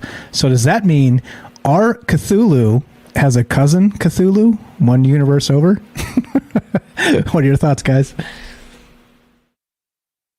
Well, that's interesting because, again, going back to fiction, and actually the same kind of fictional universe, there's this whole thing with Star Trek. There's this whole parallel universe there. And a couple of different ways that has been accessed are through different anomalies associated with, I believe, wormholes. Exactly right. Everything, and the best plot device in Star Trek is the wormhole, isn't it? That's for sure. It changes everything. It bumps them to 10 billion light years away from where they wanted to be. It time travels. It moves them to alternate dimensions. I tell you what. Gravimetric pulses. You're getting bombarded with gravitons, right? Yeah. Only a tachyon burst can stop that. So I'm told. By the way, what's a tachyon burst? Anybody have an actual definition of that? Nope. I'm not an expert. Not an expert. Thank God for that line. So yeah, I think it's pretty interesting once you start thinking in terms of like the universe as a brain, but not only a projection. Like again, like let's say like Joseph says, we're definitely passengers, and I'm apt to agree. I'm not so sure we're actually like projecting individually the universe, because maybe I guess that would be the multiverse, right? That would mean that we're sharing space of consciousness and then all projecting our own universe. Is that what that means? I'm not sure. I think of it as like maybe we're like I think we're power users, right? But we can use multiple terminals, and I think what me and you are experiencing on this Troubled Mind show with James, and I think what we're doing right now is we're at one of the terminals right now. Do you know what I mean? And we're probably running 7 or 8 terminals. Do you know what I'm saying? There's a bit of a. Do you know what I mean? Like, and then I think of that as like, I think of it like this. Well, I think we're a multidimensional being. We're experiencing one of the layers, and so let's say, just for simplicity, there's 7 layers to a person, like a hologram. And one of them's in the red dimension, one's in the yellow one, one's in the orange one, green, whatever, called the colour spectrum sort of thing. Maybe it's sort of like that. And so when I was thinking to that, making choices and what you believe, and the algorithm mentioned the conquistadors and you physically not being able to see things that you've got no concept of. I think that's where we come to that, having a troubled mind, or looking at things that are supposed to be taboo topics, exiled minds and stuff, looking towards these topics. It's that ask and ye shall receive sort of thing. It's seek and ye shall find sort of thing. And I think in the act of doing so, I think it affects reality, and I think it kind of helps you get information and extra sort of metadata to understand stuff by the fact of you focusing on it. So it's going to reveal itself like the Schrödinger's cat. Choices are getting made. You're making an active choice to see things, to do things, so it can then allow you to see them. If you scroll to that part of the game area, it will therefore load the area. Do you know what I'm saying? So whereas like the unknown is supposed to be a scary thing, it can also be one of the most exciting things, because that's where you find discovery, isn't it? Which would be enlightenment. That would be the term, right? That would be enlightenment. Yeah, could very well be. We got about 3 minutes left. James, want to tackle this for a minute, and then we'll wrap this down. I'm also wondering now if maybe it's almost balance, or it's both. In other words, we could be either in one of those orbs, like in that Men in Black movie, or it could be the brain of something. But then the collective life in this universe, the various beings, wherever they are, somehow we're creating the boundary. Maybe the edge of the universe isn't even a matter of what we think of. It's more of just, maybe we are protecting it in a way we don't even realize yet. And that's those are the edges of the universe that make up this brain. Yeah, I like it. So the edges of reality. I've wondered that myself, actually. So if we are projecting the universe from our own mind, that means, or does it, that we can't reach the edges of said universe because we're the ones projecting it? But that means we can also because we're projecting it. It's a paradox, right? So basically, like, if you can take like a football and just throw it to the end of the universe, you also can't catch the football. You know what I'm saying? It's sort of that idea. So it's like, just because you can think it doesn't mean you could teleport there and catch it. Or can you? Because you're the one projecting it. I don't know. I don't know. See, this is the dumb stuff that goes through my head as after a show one night, I'm sipping some maybe juice. I'm like, that was a good show. And then I'm like, I wonder if you threw a football across the universe. And here we are. You kind of, I think you would. It's those kind of questions that I like to ask, Mike. And I think that question comes up in my recent intense studies into magic. And it seems to be a thing of like, without getting into technicals, it's a thing of like, where if you become the cloud, if you like, we're doing this thing where we're looking at this article and we're saying, science is saying, look, the brain seems to have these similarities with the universe on a fundamental level, an elemental level. And also remember that, there's stuff to do with the microwave background radiation that makes it look as if we're the focus of the universe, like in the center of the universe, sort of thing. Although I think, well, the observer is going to be the center of his senses, isn't it? Sort of. So I don't know if that's a bit of a misnomer. But I don't know. It's just. So I lost my train of thought there. I had a really good point to make as well. That's okay. Meditate for just a moment, and we'll get back to that point because we're out of time anyway. So we're here with my good friend, the mighty Liam Martin, the mighty Rohan. He's got a podcast called Exiled Minds. Check it out, please. Scroll down, links in the description. And also my other good friend, James Salcedo of Salcedo Paranormal. Link also in the description. Check it out. Check out their podcast, guys. Brilliant people, as you can tell. James, you're blowing my mind recently, man. Are you smuggling some maybe juice and not telling anybody? Oh, maybe. All right, that's fine. That's acceptable. You're allowed. You don't have to disclose. It's all good. All right, so as we finish, it goes a little something like this. Thank you for being part of this, guys. Thanks. Special thanks to Rohan for helping me put this show together tonight. Special thanks to James for jumping in here as well and saying, hey, I want to stay because this is an amazing conversation and adding amazing angles to this. Appreciate it very much, guys.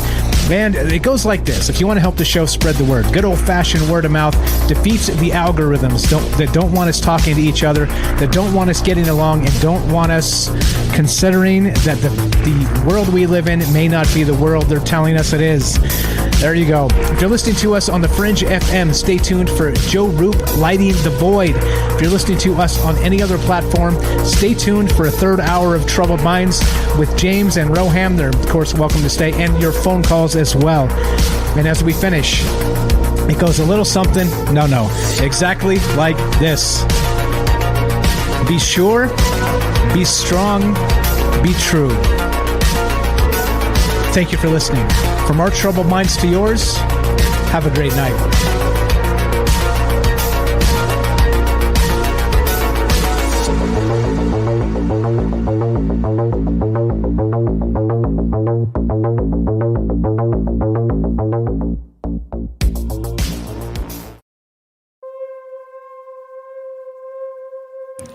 Damn, I'm good. To the second. Thanks, gentlemen. Tight. You keep it tight at this end as well, don't you? Hey, Hey! Just as I'm saying it. I'm talking here. I'm just kidding. All right, so we are now off the fringe, which means we got a third hour of Troubled Minds coming up. We're here with the Mighty Rohan. We're here with James of Salcedo Paranormal, and we're just kicking it. The Mighty Rohan, by the way, Exiled Minds podcast. Both of these gentlemen, links in the description. Go check out their shows. Amazing stuff. And when Rohan's taking a break from his show, but when he gets back, I will be on there. We're going to be talking about magic. All right, so as we finish or start or begin again, which way does it end? Which way does it begin? I don't have any idea anymore. All I know is God willing we have tomorrow, and God willing we got a third hour. So 702-957-1037. That's 702-957-1037. And the question tonight is this. If we have this idea that the mind itself echoes or parallels the universe at large through this spectral density, what the hell does that even mean? Love to hear your thoughts. Phone lines are open. Discord's ready. Troubledminds.org, 702-957-1037. We'll be right back. 2-minute break with James, Rohan, and myself, and your calls. Third hour's for you. Be right back. Don't go anywhere.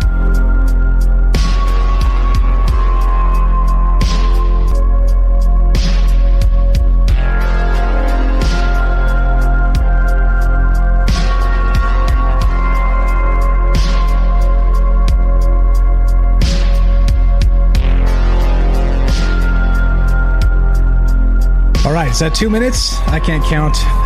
Like they say, never do math on a live stream. That's from good old-fashioned Frank back in the day when we used to do math on a live stream, and we decided never again. Don't ever do that. You look like a moron.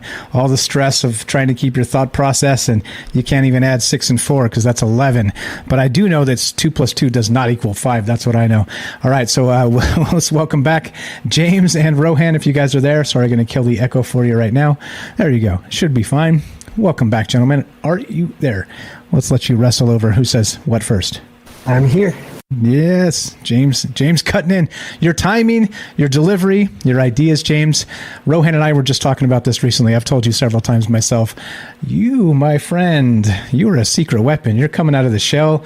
You're used to be the paranormal guy, and now you're like, hey, I like this conversation. Let me just slay it. I appreciate it very much, bro. No, glad to be here, and just, you know, it's as part of the show. I never used to. I said this the other day too. A few years ago, I never would have thought to be part of a discussion like this. I was, mainly just focused on ghosts, but then I just started finding out, there's different ideas on what those even are, and that led me to more and more other topics, and then this show, and glad to be here. Glad to have you, 100%. Are you there, Rohan? We got that wire all fixed? Yeah, I think I've about got it, yeah. All right. Well, welcome back. Yeah, it was nice to hear. He's glad you made a comment about James, because he's our buddy in that, and coming out of his shell like a ninja turtle. Cowabunga. Hell yeah. Well, thank you. No, it's been... You all have been a big part of helping with that, getting me there. So I appreciate it. Yeah. Pleasure's ours, man. Glad we can be the benefactors of said Cowabunga.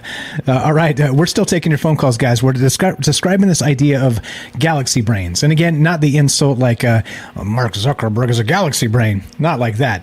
The actual idea that the spectral density of the brain itself, the human brain, actually correlates to not just the neurons in the brain, but as the galaxies is sort of connected together through, that would be dark matter or the dark energy of the universe, which again correlates to about 70% of the mass of the known universe, but also the water in our brains, interestingly, also correlates to about 70% of the water content of our brains, aside from that electricity flowing through the water and the neurons and all the rest of that. Pretty wild stuff. And James mentioned this earlier in the thing as well, in the chat. The water. It always comes back to the water, doesn't it?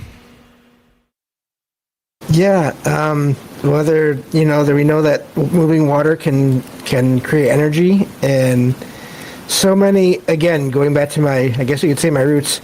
in a way. So many stories of paranormal activity and of hauntings, they revolve around water in one way or another, whether it's inside houses or it's locations that were built near water. So if you think of that as being part of a brain, I mean, there's your, and if it's moving around, there's your energy. I mean, that's generating something. So, and if you bring it up to a galactic or universal scale, that's an interesting comparison to that dark energy or dark matter. All of that is really interesting. Exactly. I kind of agree. It was a little bit strange. Again, back to this article. This is what kind of started this idea tonight. We started with this Salon article. The weird reason symmetry abounds in nature may have to do with our genes striving for efficiency. All right. So, which we talked about in the news show earlier tonight. And then at the end of the news show, it dawned on me that just a couple days ago, I had peeled this article out as a premise for a future show, and they seem to go together in perfect symmetry. And this is from Futurism. Scientists have said the human brain has odd similarities to the entire universe, and that's what we're talking about in regard to this idea of spectral density. And some say that we are the passengers, like Joseph said. Some say, like the Robert says over on Rockfin, that we are actually projecting. We are our brain is the universe, just from a projection standpoint. That's a little bit like what Algorithm said as well. By the way, follow Algorithm, great dude, good friend of mine. He's got a good show over there on YouTube, and go check it out. Lots of fun people hanging out with him as well. Algorithm has space in between, just like it sounds. And well, I don't know. I think. If you guys got to put it to, looking to hear from you guys. Again, third hours for you, 702-957-1037. Click the Discord link, troubleminds.org. So if I got to put it to both you guys, and you have to decide, let's say, I hate to say at gunpoint because it seems so violent and I'm just not that kind of guy, but let's say that you had to put your money on it, and you decided whether we were actually projecting the universe from our own consciousness, our own brains, our own human mind. And that's why this fractal micro macro matches, at least in terms of the spectral density. Are we let's say the alpha, or are we passengers of such? Why don't you go first, Rohan, and then we'll get to James, and then I'll tell you what I think. Well, it's not really. I've got a bit of a non-answer. But that's fine. It doesn't have to be binary. I think the thing is too. Just real quick before you non-answer me, it's important to note that I just asked the question to begin a conversation to kind of talk about it. But so you guys know, I don't like that binary straw man sort of thing where you're like, it's either this, or you're against me, right? Like, no, there's a lot of nuance in between here and there. So by all means, whatever it is you think, go ahead, my fine sir.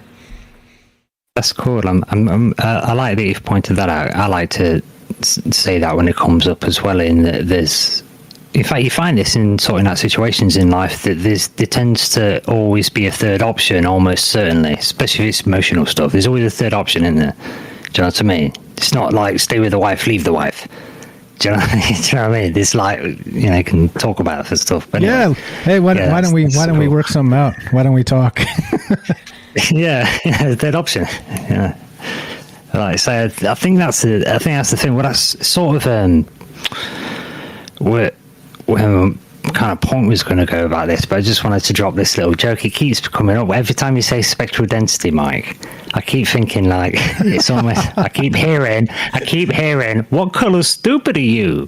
You know what I mean? What is that from? I don't know the reference. I don't know. I don't know if I don't think it is a reference. I just with this spectral density, it just seems like a weird thing to me. I can't quantify what that even means. I got a definition for you. Hold on. Spectral density. Let's see. Spectral power density, or let's see, not to be confused with spectral power, describes the distribution of power into frequency components composing that signal. According to Fourier analysis, the physical signal can be decomposed into a number of discrete frequencies or spectrum of frequencies over a continuous range. The statistical average of a are you afraid you asked? Sorry, you asked. The statistical average of a certain signal or sort sort of signal, including noise, as analyzed in terms of its frequency content, is called its spectrum. And I got a link for you. So basically, what they're basically describing this as. So this is sort of the boring, it's sort of scientific. And I don't mean science is boring. I just mean in terms of this conversation. Yeah, it's that part, when you start reading definitions, that part's boring. But basically what they're just saying is like the spectral density is basically the amount of matter and non-physical fill, right? So for the galaxy, or I understand. Yeah. So go ahead. All right, I understand where I've got confused as well.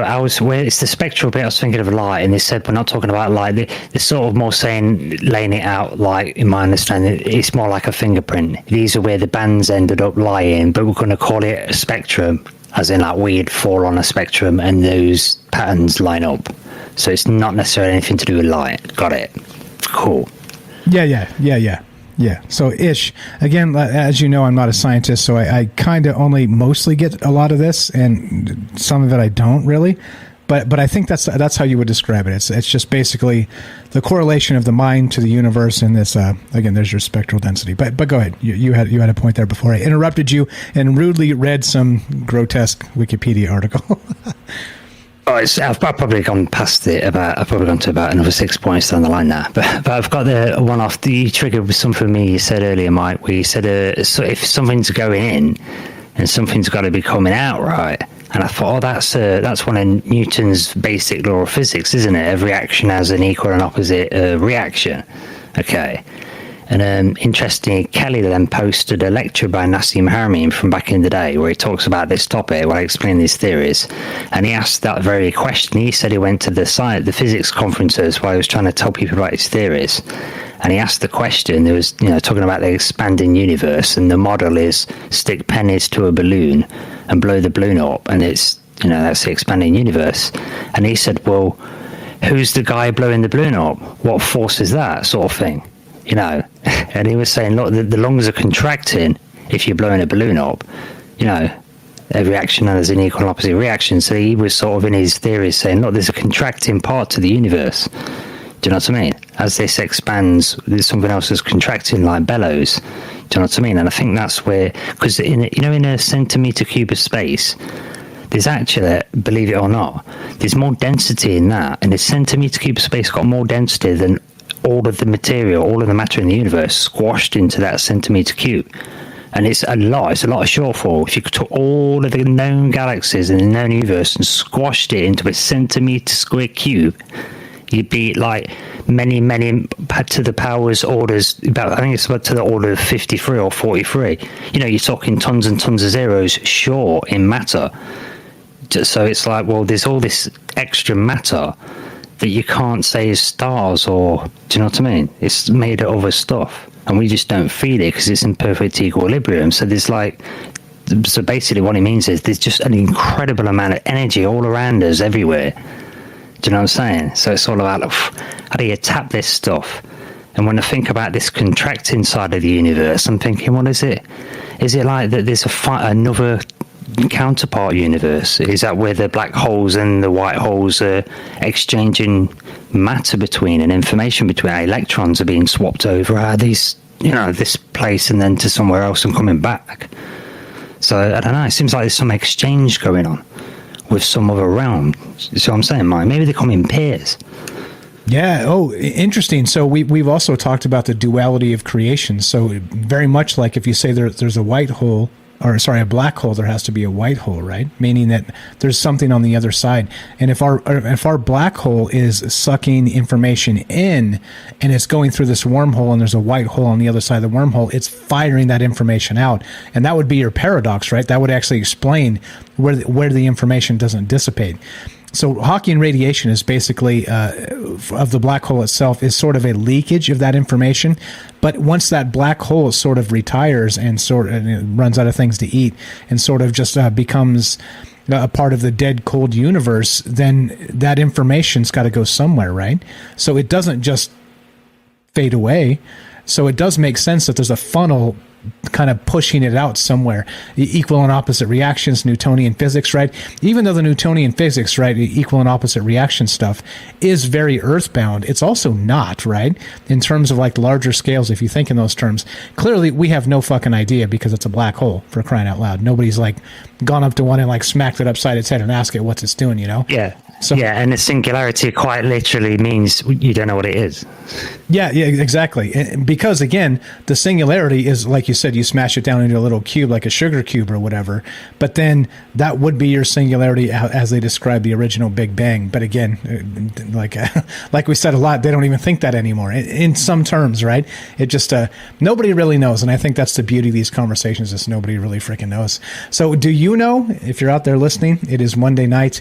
Monday, like I said, does not suck. It's your job that sucks. 702-957-1037. Click the Discord link at Trouble Minds. Love to have you on the show. I'm here with my good friend Rohan, here with my good friend James. James, hot take on any of that? Well, it's interesting because, and I can't, I'm terrible with remembering exact references, but I've heard it brought up over the years just in reading mythology and even fiction and just other things and seeing different shows and movies. This idea that there are actually two universes. There's the physical, the one that is mostly physical, and then there's the one that's mostly energy, which is called spiritual. But if you even just take that away, there's one that's mainly energy. But then if that's energy, does that also mean it could be in some way just information? Maybe that's what fills that universe more than matter. I like it. Just through the, also just thinking of the black and the white holes next to each other, that almost reminds me of like a kind of the yin yang circle symbol with the light and the dark right next to each other as well. I don't know if there's something to that or what, but the crossing of dimensions. Yeah, that's the crossing of dimensions. That's the overlapping of two things and then two spaces. Because the most basic shape you can make is a circle, and it's the strongest, most obvious. Then you can put it into arrangements that can then make geometric patterns themselves. But then the other thing you can then do with a circle is to overlap them, and that's where you get that fish symbol, the Pisco, whatever it's called. So that's interesting. It represents overlapping and merging. You know, fish going back to water, and and funnily enough, fish are shaped. Well, some fish that go back upstream to like lay their eggs and stuff, they don't jump. They find a sweet spot in the flow of the water that reverses the flow for them. It creates a vortex, funnily enough, around them, and sucks them forward. So, interesting little side note. Then they get to just chill and not really swim, just kind of be. It's like a hammock under a tree on a sunny day. That's when you know you're flowing. That's when you know you're flowing. And back to the water. Always the water reference. We always end up in rivers. What's up, rivers? If you're out there, I think the crazy part too is that I don't know. There's so many things that do make sense and sort of even in scale, right? Like we can't really fathom scales like, you know, at the size of the Higgs boson, or fathom scales in the size of, you know, like a multiverse. It's like it's beyond us. But again, is it, right? Like I'm not so sure. I'm not so sure it is beyond us. I think do we create them?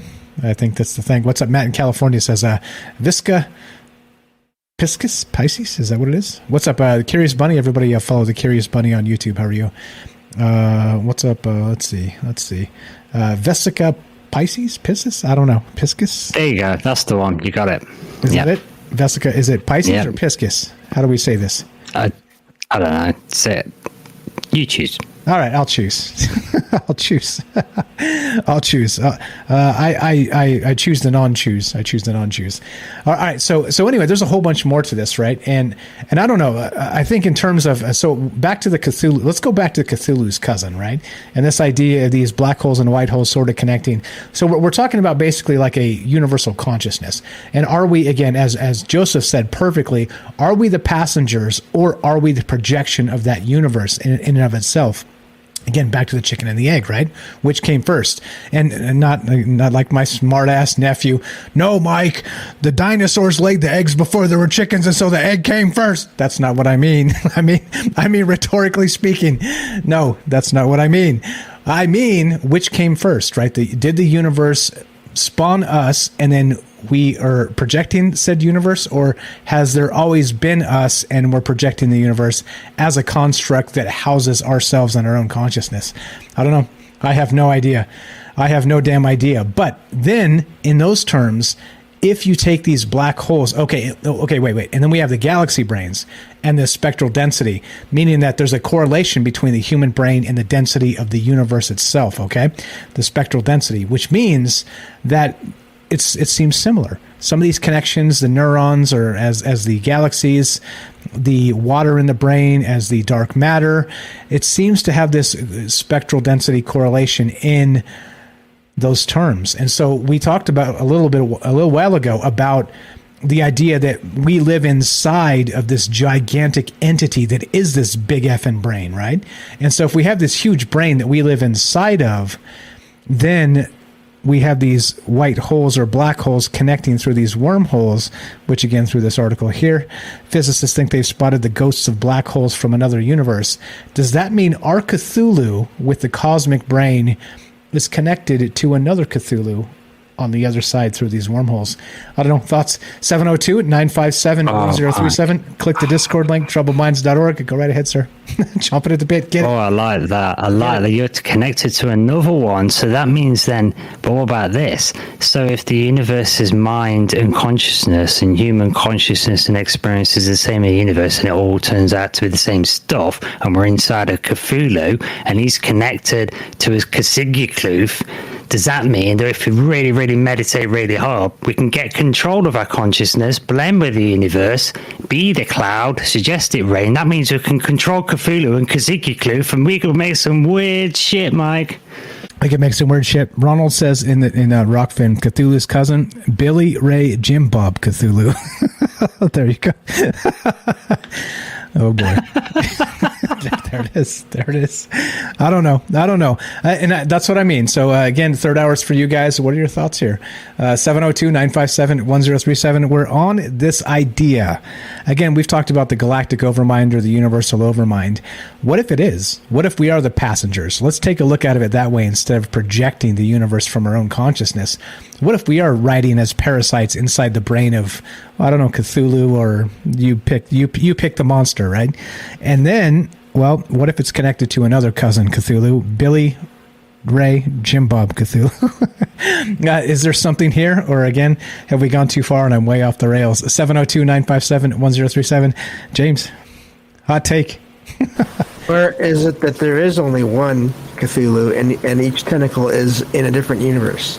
Ooh, each tentacle is a different universe, or the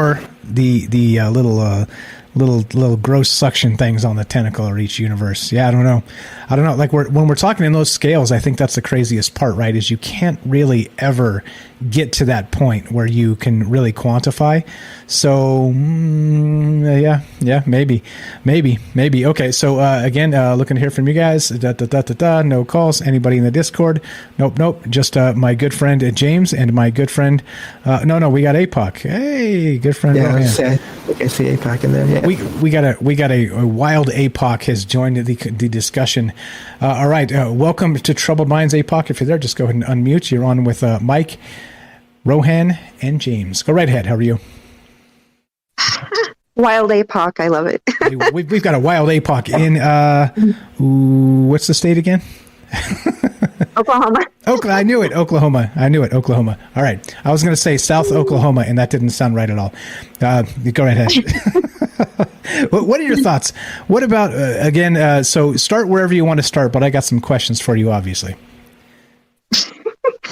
Okay, so I have had to kick myself out a couple of times because I've had a puppy challenge this evening, which happens occasionally. But so I haven't heard everything. So let me know if you've covered this or if I'm over. You're good. Overdoing a topic. You're good. Okay, You're good. So imagine this. there is one brain, and that brain is all that there is. And our brain is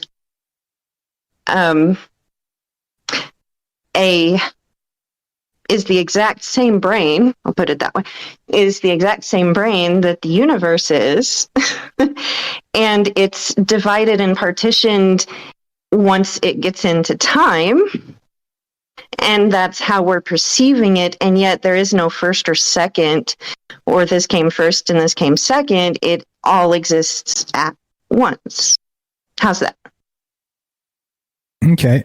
So we're just throwing. Now you got to time travel. You got to throw time into the mix and confuse me. Way to go, APOC. All right. So maybe. How about maybe? Will you accept a maybe? Maybe, right? Yeah. Right. But it's fun. It's fun to consider because that, if you look at things from a particular viewpoint, like I kind of do, then it's totally doable that, we're all sharing, the collective, everything. And therefore, if you divide, if you go to the core, if you go to that like first step, there's a single point. And that single point within time becomes expansion and everything else. And so there wouldn't be a first or a last is pretty much kind of where I'm going. And we need those partitions, right, in order to have individuality, in order to create novelty and to sort of represent things differently and have new or different experiences to create anything more diverse than what already exists, right?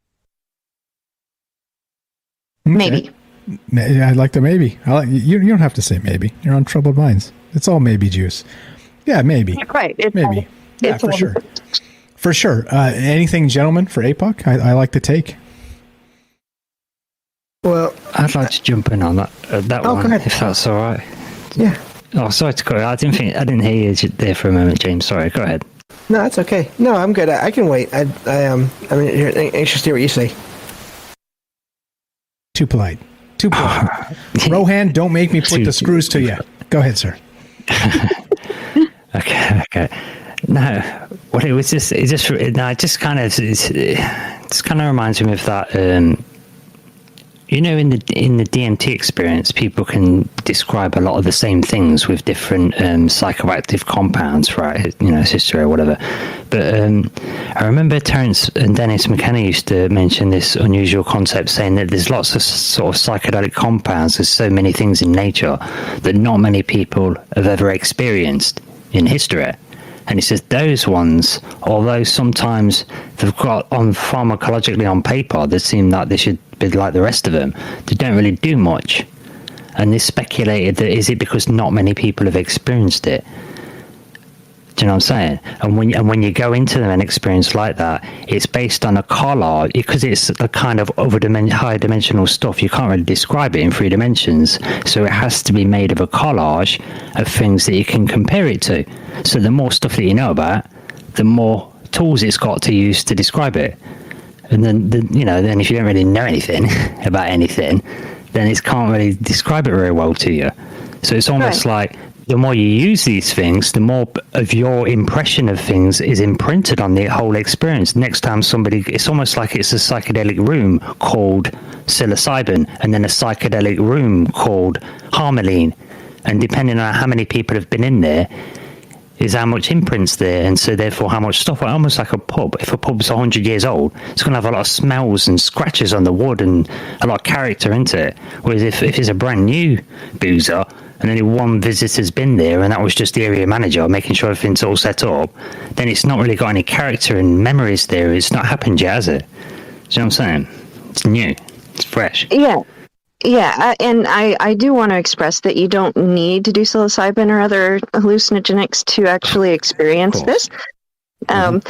But so if you kind of expand that thought into the fractal, each time an experience is had, the fractal remains part of the whole. So it's like an imprint onto the whole. So when one part of the fractal changes, the entirety of the fractal also gets embedded with that information, right?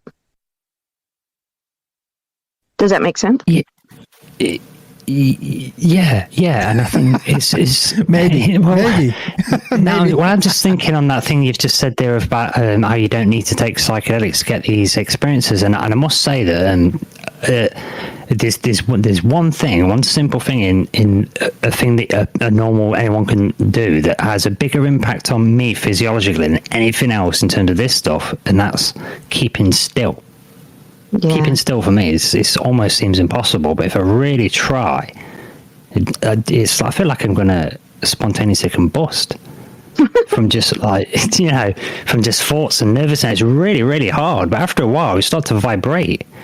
Do you know what I'm saying? I almost can't stand it. Do you know what I mean? Yeah. But then I realised that that's exactly what all these out-of-body experience people are describing to try to get to. So it's almost like a filter. It's not easy. Like a psychedelic experience is not easy because it batters your ego if you use that. In this scenario, in the meditating, if there's a filter system there where you've got to keep really still and be prepared to sort of get electrocuted or burned to death, sort of thing. So it's almost like there's an exchange that has to be done where you've got to be prepared to sort of die. And I suppose in a sense you have, because you're trying to become, I suppose, something else or tune to another frequency. So you've got to die from that dimension to be in this dimension, almost like you're teleporting yourself over elsewhere, re-render yourself in another place, almost. Right, in another way. And that spontaneous human combustion thing, it's kind of a funny, not funny, because it happens, right? And who knows how it happens. They say if you drink a lot of beer. They say if you drink a lot of beer, it happens. I can confirm that's not the case. I can definitely confirm that's not the case. A big cloud of booze coming your way, so you can have a real good shit going. Exactly. It should be really, really good. That'll be a good time. It's a good time in space headed this way, so I'm down for that. I think the craziest part too is that Victor actually said in the chat there. So are you saying that the actual whatever the main mind, whatever that means, actually resides outside of time? And funny enough, it seems like we're time traveling, because I'm pretty sure APOC and I had almost this exact conversation, like, I don't know, 2 months ago or something in the Discord after the show. Weren't we talking about almost exactly this? How you can step outside of time? Weren't we talking about this? Mm-hmm. Yep. Sure were. Sure were. And also, by the way, just real quick before you answer, I want to interject before I forget. Rohan says he has a hard time sitting still. I have a hard time shutting up. Then I start to vibrate. The longer I keep quiet, I'm just like, anyway, go ahead. All you, APOC. Well, yeah, I mean, so if you, the problem is right here and where we're at, we can't see the whole thing at once, even though we're part of it in this experience or this, point of perspective. That's the metaphor I like to use, is that each of us has a different point of perspective.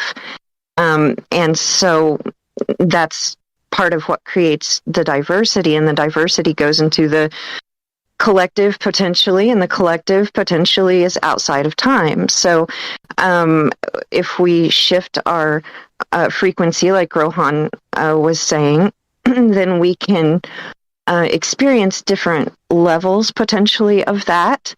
And even just through stuff like this, thought experiments and considering different possibilities, drinking the maybe juice. What I don't know if that really helps, depending on what kind of maybe juice you're drinking, but it drinking could be spring water. It could be spring water. Could be. But it helps because we're able to ponder the ideas, and if we can conceive of a thing, then we can potentially experience a thing. I like it. James, hot take on that? Well, this is leading me to kind of back to some of my experiences, but also to the idea of what happens when we go to sleep. Then do we become part of that greater mind? And is that how some paranormal experiences that happen when you're asleep take place? Whether it's out-of-body experiences or astral traveling, even to places where that doesn't appear to be the physical realm. Or even, in some cases of lost time, again, just anything paranormal. I wonder if that's something, if that sleep or even that meditation, that is a gateway to maybe be rejoining part of this larger brain, or getting access to it, and then having experiences there where you're maybe filtering back down into other aspects of it. Yes. Maybe. Will you take maybe? And I kind of think yes, all of the above. I think that it's possible that, and there's the maybe juice. I think it's possible that there are many things happening while we dream, or can be many things happening while we dream.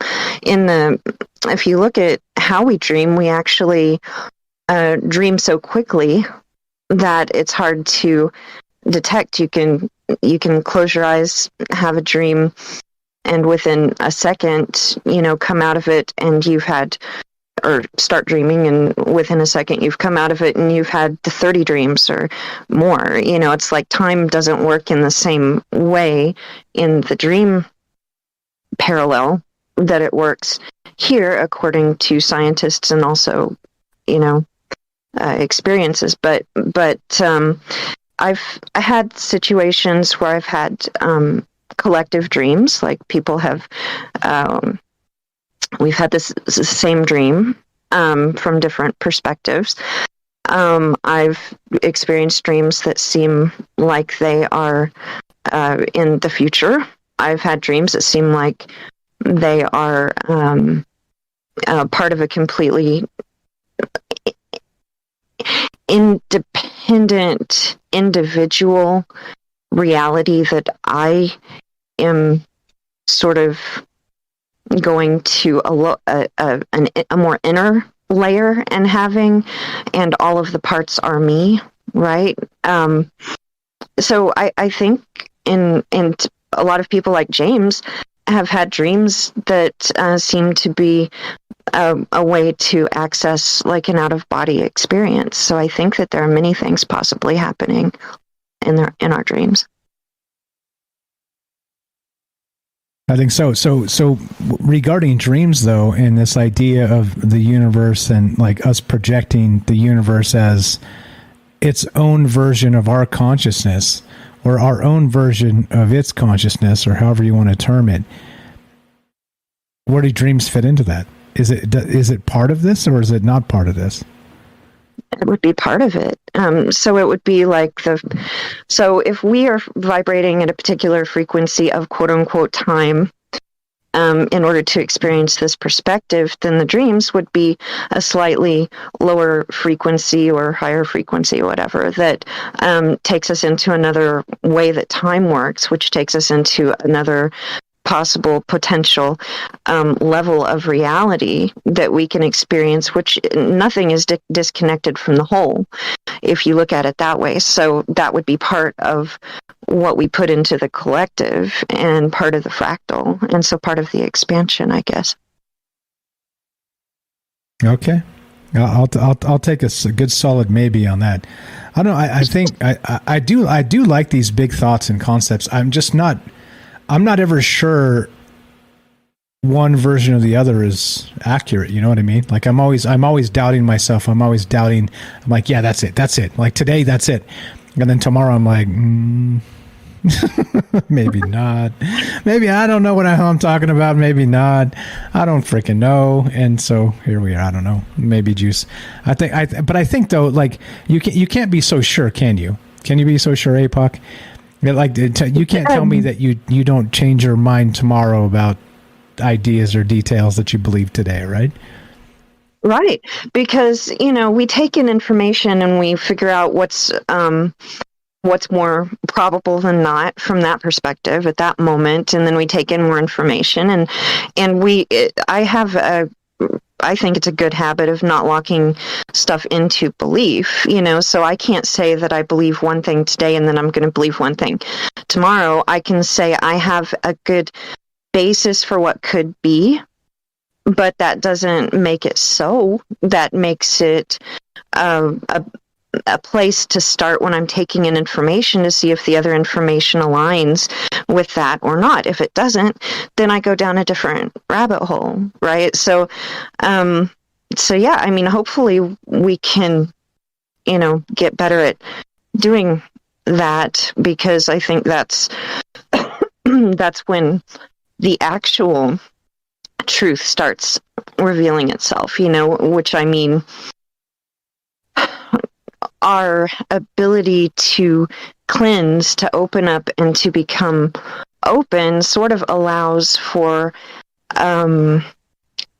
information that aligns more consistently to come in, because we're ready to accept things that we might not logically want to filter into it, but it might fit, right? So if we're open, if we don't lock in a belief, then we're able to evolve, in my perspective. So there you go. I like it. And Jay, what's up? Jay in the chat says, "Troubled minds has taught me I'm not sure of anything," and I think I think it's a good way to be, right? And I don't mean it like in that let's just shatter your worldview and leave you a shell of your former self. It's steps, right? It's always steps. It's like you can't just be like, oh, you jump in the deep end of the universe or the multiverse or the metaverse or whatever the hell you want to call it, right? You can't just do that. You will make yourself crazy. You have to kind of like sort of come to terms with, hey, maybe the things we experience are not like we think they are, and then go from there, right? Definitely good stuff. What's up? Who else do we got? Who else in the chat? By the way, Rockfin just added pop-out chat. When I first joined Rockfin, that was my first request. Can you add like pop-out chat? Which means you can hit the little pop-out button down on Rockfin and it pops out just the chat box and another, oh my God. It's amazing. It's amazing. Rockfin's coming up. If you guys haven't joined Rockfin, please do. Links in the description down below. It says follow Rockfin here. It's completely free, by the way. You don't have to sub up. Even if it pops up a thing and says pay, you could. And if you click on that link and pay, it does send that money to me. So I appreciate that very much. But you don't have to. Just click the X box out and then just, or not Xbox like the game console, but the X out of the thing, and then you can just sign up for free and watch over there. So anyway, pretty amazing stuff there. They just added emojis, they added badges. A lot of Rockfin stuff is coming, and I'm digging it. It's happening. So anyway, just a heads up over there. If you guys didn't see the pop out chat, I just saw it. I'm thrilled because now I can integrate everything into my streaming OBS, and that's pretty hot. That's pretty hot. I could have the call-in studio, which we take the phone calls on. I could have the Twitch chat, the Restream chat. I could have Rockfin chat, all of it in one space. You have no idea how thrilled I am. Anyway, when you got 700 windows open, the little things make you happy. But okay, all right. So APOC's got some hot stuff here. What do you gentlemen have for her? By the way, we're also taking your phone calls out there. If you're listening to us, 702-957-1037. That's 702-957-1037. Click the Discord link at troubledminds.org and we'll put you on the show. Hop in here and come say hi and come meet all these fine folks. Who wants to go first? I talk a lot. One of you guys. Well, I guess I could go. Get it, James. But I do agree. It's all. I like what you said about it's all steps, taking steps, and not just jumping. Because then you can take steps in any direction you need to, depending on the information that you take in. And it's been amazing just doing that. And because at first, again, going back to just my personal experience with all this, with looking into all these subjects, I was really locked in on what ghosts are and all that, and it did get boring after a while. I noticed that because I had this idea of it was either this or that, going back to that whole binary idea of, has to be A or B, one or two. And it was only after I started listening to other shows, and then found this one, and then just hearing all these other possibilities. But that was it. I was taking steps, towards these other ideas. And now, as I always say, I'm very comfortable with saying I really don't know much of anything, and that's okay. So, just wanted to throw that in there as well. Yeah, good stuff. I think that's the thing too. Is everybody wants to not say I don't know, right? That's like it's literally. I don't know. It's one of those things where it's sort of are you with us or are you against us? You ask a question in a pointed manner. Well, what do you think? It's never like what do you thoughtfully think in your own time, and it doesn't have to be this or this, right? Like asking a question is an art, and we've turned it into a cudgel, right? Like a political cudgel. You're with me or against me. Do you believe this or do you believe that? Are you a racist or you're with me, right? Like that's the type of shit that we're seeing in not just political discourse, but like regular. I mean, it's seeping into the culture, and it's a little bit frightening. It's a little bit frightening. It's like, hey, everything doesn't have to be this or that, for crying out loud. There's a whole lot of other possibilities here. So, yeah, good point. Rohan, what you got for APOC while we got her on? Actually, you're welcome to stay, APOC. I'm not trying to run you off. I don't know if you're time constrained or whatever, but you're welcome to stay here till the end. No, I'm good. Okay. Thank you. Hey, no, thank you. Rohan, what you got for that? Well, thank you. Yeah, there's some really great points there. It's nice to sort of sit back and listen and muse on them. And I'm hearing what APOC was saying, and I think overall it was reminding me and something that James said earlier about the physical energy stroke universe, maybe it being like spiritual or pure energy. And the way he was describing it was reminding me of Robert Monroe's mind world.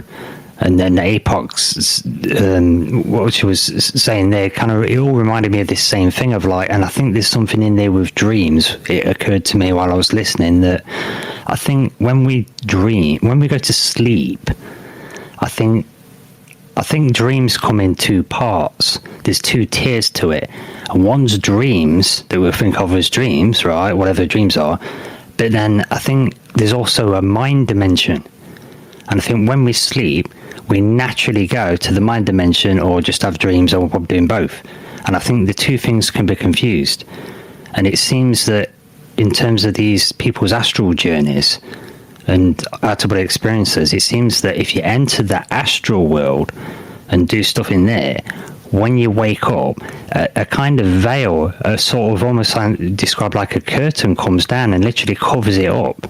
The mind world gets covered up just before you wake up, and it makes you kind of forget. Do you know what I mean? So it's it's hard to bring those stuff back. And I think, you say a lot of the time, Mike, it's about time and pressure that makes diamonds, right? And this consistency and effort. Will Smith says, one brick at a time, place it perfectly, just one brick. Place another one next to it perfectly, though. Tony Robbins says, add value to something, and this consistency and effort, it gets results, doesn't it? Do you know what I'm saying? It ain't what you do, it's the way that you do it, that's what gets results. And I think, and there's that saying, there's that adage, isn't there? God loves a trier. And they also say people regret, rather than things that might not be proud of you've done in your life, people tend to regret on the deathbed the things they didn't do. So I think there's this theme here of your dreams, as in metaphorically the dreams, you things you want to do in your life, and your dream world when you're asleep. I think in this mind world space, I think they're I think we live in all of these places, and using these things and learning to understand them and learning yourself and reading your operating manual, I think that's the key to manifesting what you want. Literally, not in a case of it's a cosmic vending machine, but in the case of this learning how you work, what it all is, where you think you fit in it, and then just dreaming the dream and doing the stuff. And like you say, but you've got to do the physical activity, you've got to put efforts in. If you want to do a podcast, you've got to find out how do you use broadcasting software, how does that work, how do you do the editing thing. You know, if you want to be a swimmer, and you're not just because when you was a kid you didn't get 50 laps in the right amount of time, then you can do it now. I mean, there's ways that you got to go and get fit, and you can do some jogging and get fit. Do you know what I'm saying? But if you go through the steps, regardless if you think it's not possible, you can end up in places that you didn't think you could get to. You know, so many people that show success in something will tell you, I still can't believe I'm here. Yep. You know? Yeah. Funny you say real quick. Like I said, I'm just like a quote box full of bullshit quotes I read all over the place, and I can't ever remember who said them. Like I said, because I'm just terrible with names, and that's why. By the way, guys, if you call in and I remember your name, it's because I'm trying really, really hard, really hard. Either you've been calling in for a very long time and I automatically know, but it took me like 2 months to remember Kelly's name.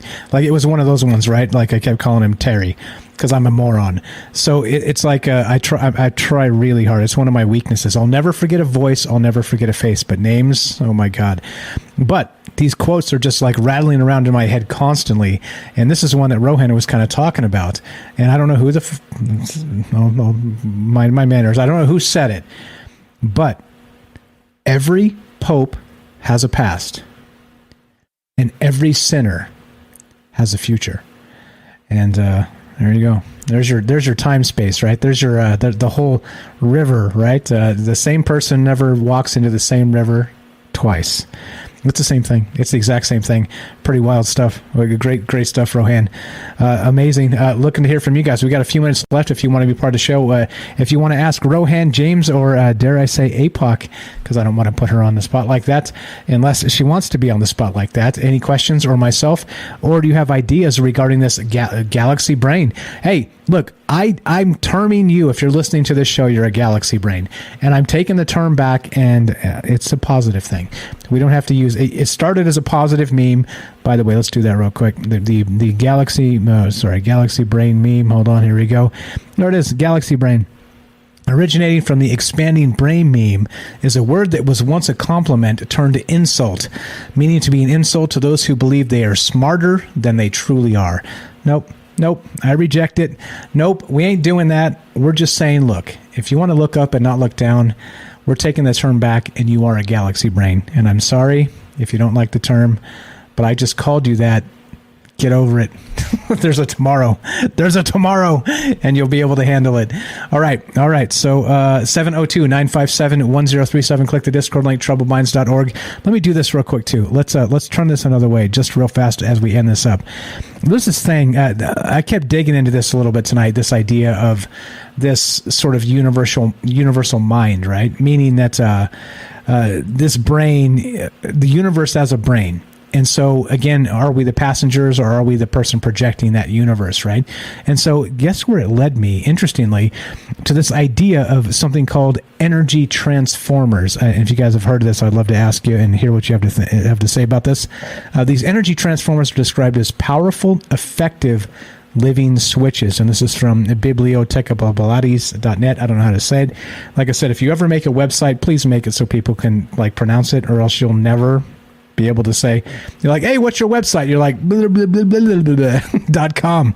Nobody's going there. Come on. Nobody's going. Anyway, energy transformers. Links in the description. I'll link it in the chat as well. They are described as powerful and effective living switches. They're able to insulate planets against the powerful energy streams passing between gigantic starry neighbors. And basically, this is like describing the universe itself as sort of a Darwinian entity that has created itself in such a way as to create safe harbor for us to evolve, right? It's basically, and has these different things. So energy transformers. So the energy transformers are referred to as the most remarkable and mysterious of all semi-material living creatures. You hear that? I almost called the show this tonight, semi-material living creatures, because that term right there is bang. That is fire. The status of physical realms can be made to undergo a transformation under their skillful manipulations. They can change the form and potential of energies. Unfortunately, examples are beyond our scientific understanding, and even in most cases, our mental concepts. not us, because we're galaxy brains. Similar entities in this group of physical and semi-physical controllers are the following examples, though in these cases there can be no two-way communication. And they call them energy transmitters, which we just talked about. The primary associators are masterly energy conservators and custodians. They work on a gigantic scale, converting energies of space and also store energy during excesses. Then the secondary disassociators are alchemists of space and wonder workers of time. This is a book right here in the making. Another entity in this class is the Frandalangs, whose numbers are beyond imagination. They are also referred to as intelligent machines. They function as living automatic pressure and velocity gauges, registering the status of all forms of energy. These entities are subordinate to the supreme power centers, beings of greater intelligence and positions of control. There's a ton more here. We could probably do a whole show just on this, but what are you guys' thoughts on this as we wind this down? Because why the hell not? If we're drinking maybe juice, we may as well take it there. What the hell does all this mean? Who wants to go first? How about this, Mike? Oh, James, he's quick off the mark today. I'm going to step back, man, before I get hurt. Well, what's funny is there's Mike. You mentioned Kelly. He's in the queue. I don't know if he just wanted to go or not, but he's there. Oh, I didn't see that. Thank you. See, I didn't see that. So, all right, let's do that. Let's go to Kelly, because he's probably been waiting, because I didn't notice, because I'm looking at 700 windows. But let's go to Kelly. Thanks, James. Look at that. See, James looking out. Kelly, welcome to Troubled Minds, my friend. What's on your mind tonight? Hey, good evening, everyone. How you guys doing? Doing well. Go right ahead. What do you have for us tonight? Well, I would just listen to everybody's, what I call them theories, you know what I mean, which is what really they are. You know, everybody's got to they see it through their eyes and then have a, their theory or their representation of what they're seeing, you know. But what's interesting is some of the theories that, like listening to everybody tonight, kind of, it kind of makes me go back to like that whole universal web theory, right? Where all the nodes were all reflections of every node. So that's where we're all sharing the same information. Where you could say that there's nothing new under the sun, right? It's always been back and forth. And with the one with APOC, that when she's talking about like there's no beginning or no end too, it kind of, with that one, it reminds me of, I don't know if you guys ever heard of this one. It's like the donut theory. The universe is kind of, time and space is bent like a donut, a shape. It's spherical, but it's also wrapped around within each other. Kind of like, that's why they think it's kind of like the donut shape. It's all beginning and end. Everything is all at once, right? So, but, so that also kind of for me, it goes into like what, he kind of briefly, Rohan kind of briefly talked about, and was that the physicist, Nassim Herman, right? He in the video that I shared, he kind of talks about like what you guys talking about with black holes, right? So when they go into a singularity, well, with him, and that's like the universal imprint on everything. It's kind of like Rohan, he posted the picture of kind of like, I think it's like the broccoli spears is a type of broccoli that spins in a circle, kind of got the same shape of like a seashell, or a snail. The shell kind of swirls into a same circle, right? So that type of, and his theories, and he always, his was going into a singularity, right? So to skip through, that's what black holes are. That's one of his main things that he studies, is the theories of black holes. And his is kind of like the video that I posted where he talks about, well, it looks like these two, it's from Soho, right? But it's like these two planets. Well, it's not it comes out to be planets, but NASA, when they first had it out, a lot of people were speculating, and even scientists were looking at it and what it looked like, right? But they claimed, NASA, took it down and claimed that it was two comets jumping into the sun, But when they hit the sun, that but this other scientists were saying it doesn't look like they're not comets because they would have long tails, because if it was melting, it'd be it's all ice, so it'd leave a long tail. So when NASA brought it back up, they kind of messed with the footage and made it look like those things having long tails. But they have the original footage. But to the point is that black holes, right? It's sucking up everything, all information, light, everything, and it's being spewed out. And that's how it's being. I think is that it could be where information and like the nodes, the information for the nodes, that's where that's being collected, right? And so that's why everything is a reflection of everybody. So again, there's nothing new under the sun, and we're just reflection. But if anything new ever happens, it's collecting that information as well. And so it's, expressing, the universe is expressing itself through that way. So if we're energy beings, and it's kind of like going into the Higgs boson, where energy becomes mass, and so that we can experience this type of life throughout this part of the universe. And then we die, it's reverse, which is death, of the reverse of the Higgs boson, where, the energy reverses back from mass back to energy, right? And it's being shared back. It goes back to these nodes, or what people would probably call heaven or whatever, or the one source, and then it's collecting the information. So it's always, it's always withdrawing and sucking in. That's the whole expansion, expansion and retraction things, where it's coming back and forth. And maybe black holes are the jump gates or the junctions of that parts of the universe, collecting those too, And that's with Nassim, he was saying that also with the reason why I bring it up the suns is because those are also jump gates. They're used, it could be sucked into like a dark spot on the sun, and when those things hit the sun, like in that video, it shows like an explosion of from the sun, like a solar flare, right? When it goes through. And another thing, though, he would claim, he was saying that the black holes here on Earth, because it'd be the different sizes, shapes of the UFOs you would be using, would be, that's where it'd be like to get into a singularity, like going through the Earth, would be using volcanoes. That's why we see a lot of these UFOs going in and out of volcanoes, especially that one in Mexico. That shows a lot of activity of these spherical round ones, the ones that look like tube shape or whatever. They're coming in and out, out of those volcanoes. Even scientists don't really know why the cause of volcanoes even happen anyway.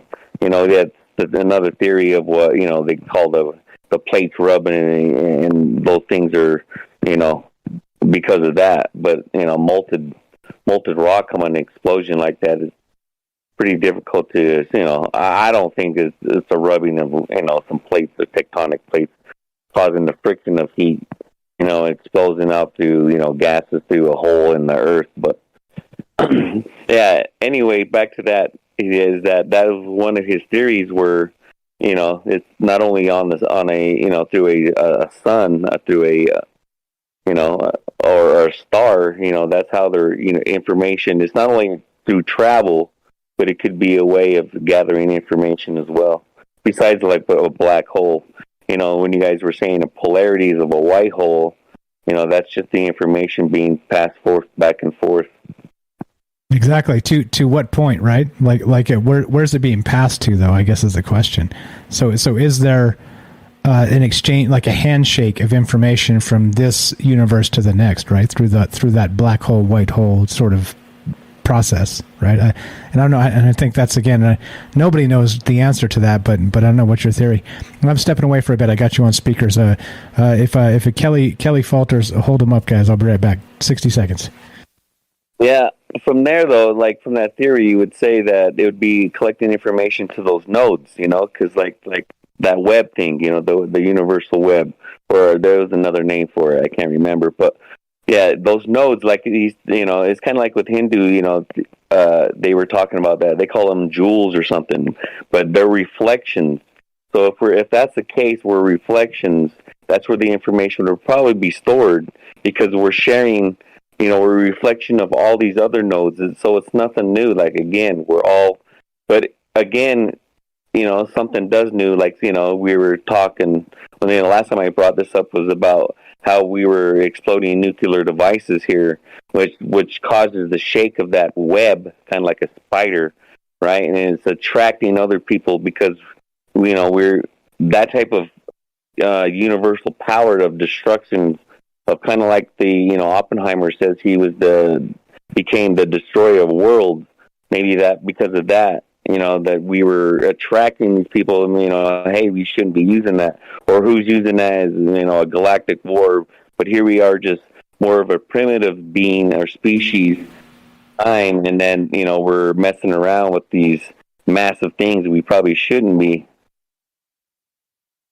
Indra's web is what you're looking for. Web, yeah. Yeah. Can I definitely. go? Yeah, go ahead.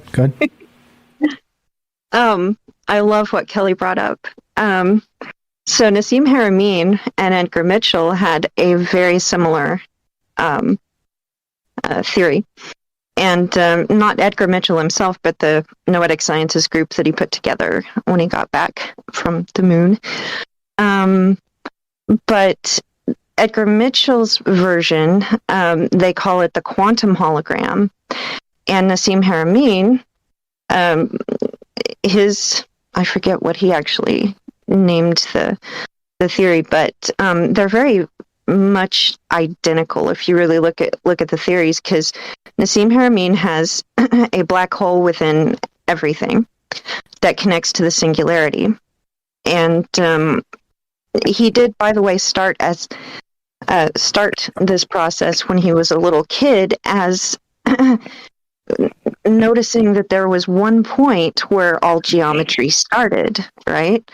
Which is kind of what I mentioned earlier. And then Edgar Mitchell's group has the quantum hologram. The quantum hologram means that there's a singularity point within each and everything that exists that connects to the singularity, and that exchanges information in that way. So it's the same theory, and that is too cool, because it was around the same time that that they both presented their theories to the public. So yeah.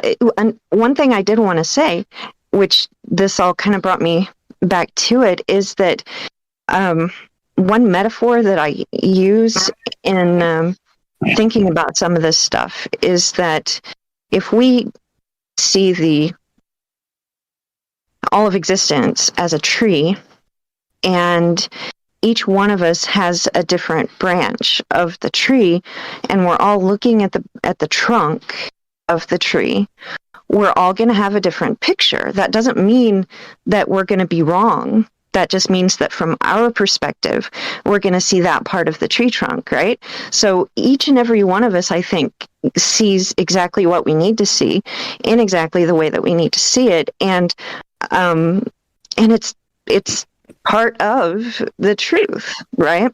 So we aren't necessarily any of us wrong, from my perspective, but that's a little metaphor. That's it. Now you've done it. Rohan, you've been awfully quiet for a little bit. Yeah, well, there's been a lot of really fascinating things been said, and they've been tying a lot of this together nicely. So, yeah, I mean, I just want to drop in this as well. A thought occurred to me about you talking about that galaxy brain. I'd never heard it as an insult. When I sort of brought him up to speed with it, I'm thinking about a jester's hat. Has kind of tentacles on it, doesn't it? And that's the Joker guy that you laugh at, doesn't it? Sure, right? Does. And I'm laughing at you. I'm laughing at you, Rohan. You and your jester head, dirty jester head. It's got tentacles. But then I think, right. But it's like connected. But then I think, well, about thoughts and thinking and mind being connected to, what I'm saying. And I think about, tentacles touching stuff. But then I think about Medusa as well, and the snakes in her head. Do you know what I'm saying? And the snake's symbol of wisdom, isn't it? So if you've got loads of snakes, I don't know. just thought it was an interesting little segue there. Do you know what I mean? Because Medusa, that whole story, and that's like Minerva and stuff, and there's all a bit about that, about the oppression of women and this, that, and the other. And I suppose back then, maybe that's then an example of she would have been those days the conspiracy theorist, probably called a witch or whatever. Do you know what I'm saying? You've got to poo-poo the people on the edges making sort of breakthroughs, haven't you? Sort of thing. You know, I just wonder about that. Maybe that's why maybe that's how it's been sort of flipped over. You know, it's a lot of things get inverted, don't they? You know, and I liked what Kelly was saying about the Earth energy grids. Man, that's right up my street, that is. Oh, yeah. Let's go back to James, and then we'll go Kelly, and let's round this out. James. Another thing I was just thinking about, and I've noticed this, you think about the jester, hat, but if you think of other ceremonial headdresses, and I've heard about this in different cultures, they were used supposedly to almost as antennas to connect better with other beings or other dimensions. The black cube on the hat. So the Saturn.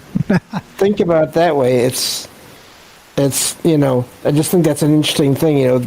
Again, people over time they think, oh, that doesn't look right.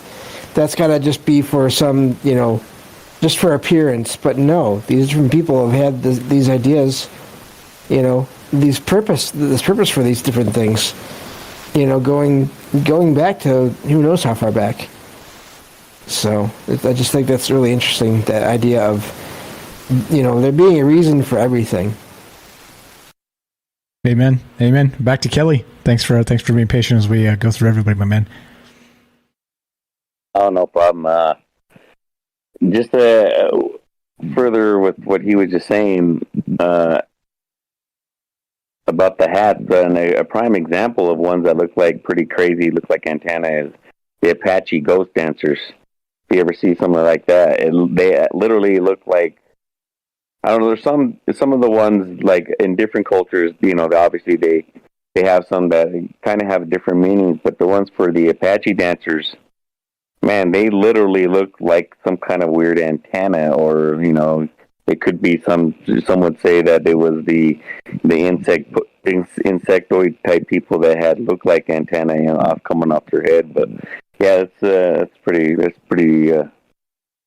that's what popped in my head real quick when he said that. But going back to black holes too, it could be where black holes are sucking things into, because no one knows what's on the opposite side of the the event horizon, so we can only speculate about what it is, what's on the other side. It could be different, the other parallel universes that run in next to ours, right?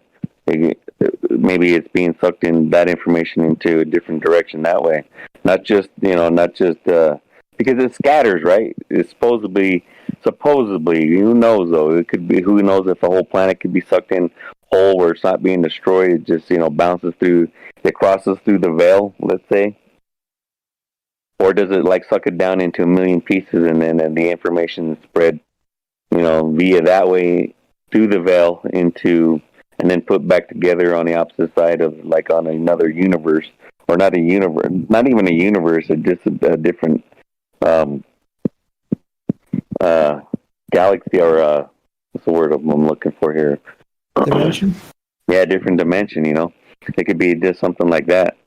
I don't know, man. There's a lot of ifs and maybes with a lot of this stuff. And, if you go into a science thing, they just use different words like theories as well. But, we can... Theories, ifs and maybes equals theories and postulations. Yeah.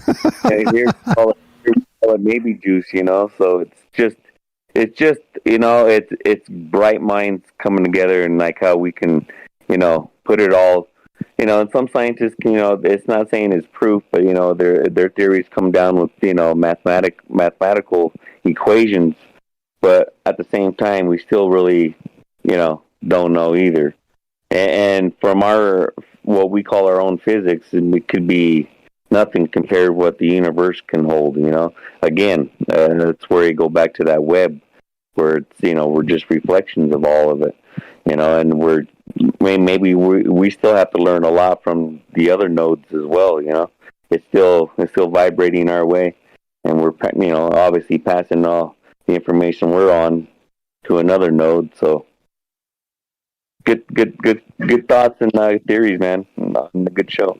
Amen. Ifs and maybes. That's another T-shirt. Ifs and maybes with the Troubled Minds logo. So many T-shirt ideas every night. All right, APOC. Final thoughts here. Let's round this out. Let's get the hell out of here.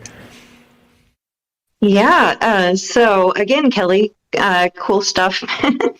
I just wanted to say one thing about the, Nassim Haramein's theory, the mathematics related to that brings it into the donut or the torus shape. The center actually becomes the black hole, and it spins around. It actually spins differently in the center than it does on the external part of the donut.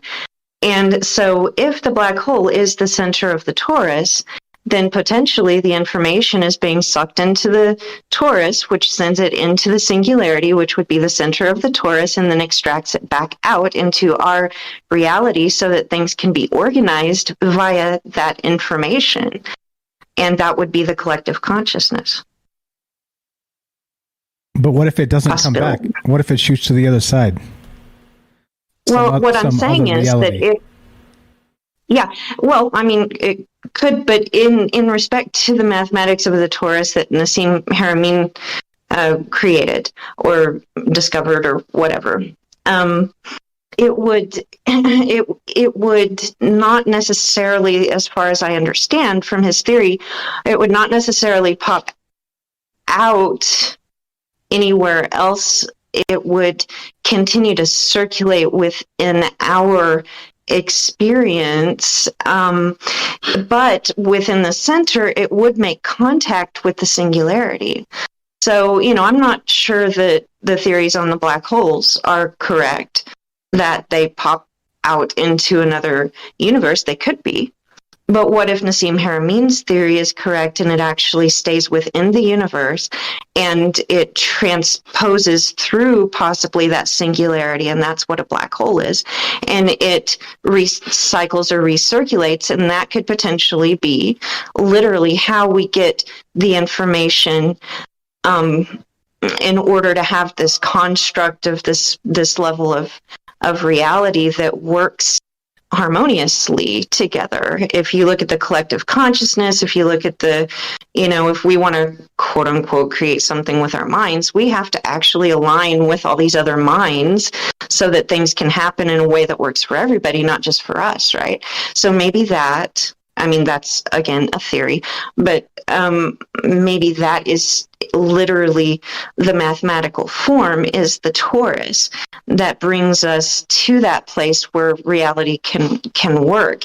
And so it cycles the information back into our collective so that we can create things in the way that we do where we are. Right? It's possible. I don't know. But it's something to consider in respect to Nassim Haramein's mathematics. Okay. All right. I'm feeling that. I'm surfing that wave. And I'm thinking that, okay, so how about this then to end the show? So the contracting part is we're in space-time, so the contracting part's time-space. So as you touch the singularity, you molecularly flip inside out. So you go from space-time to time-space. So then you're going from three-dimensional space and one-dimensional linear time to three-dimensional time and one-dimensional space. So there it's happening all in one spot.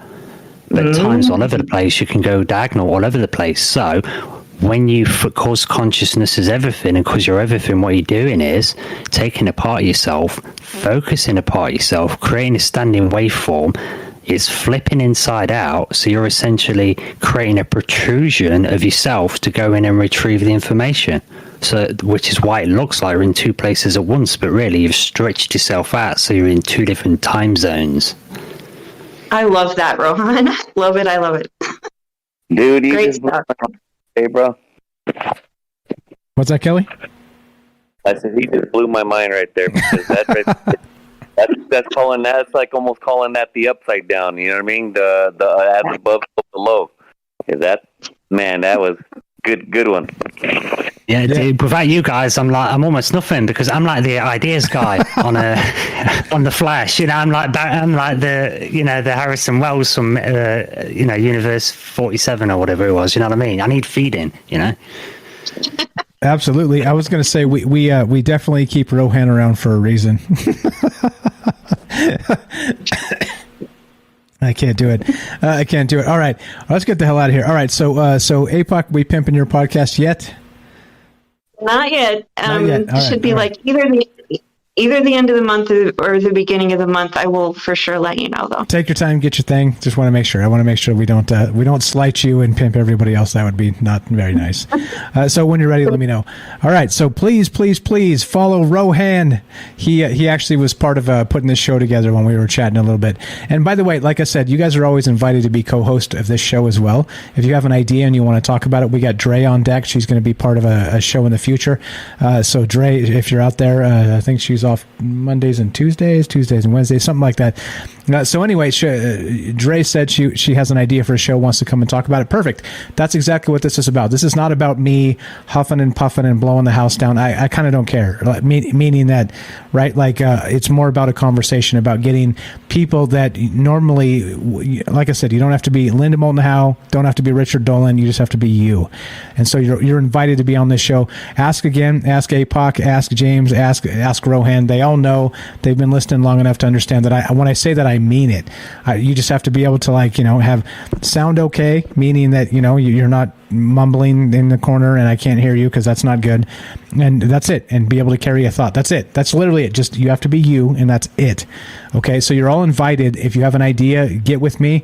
And if it's if you're like, I'm not sure it's enough for a show, I'll make it enough for a show. Don't you worry about that. That burden's on me, not on you. So if you have an idea, bring it to me. I'll flesh it out, and we'll talk about it, and we'll set it up, and we'll do it. Okay, you guys are welcome. You're all invited, and I mean that.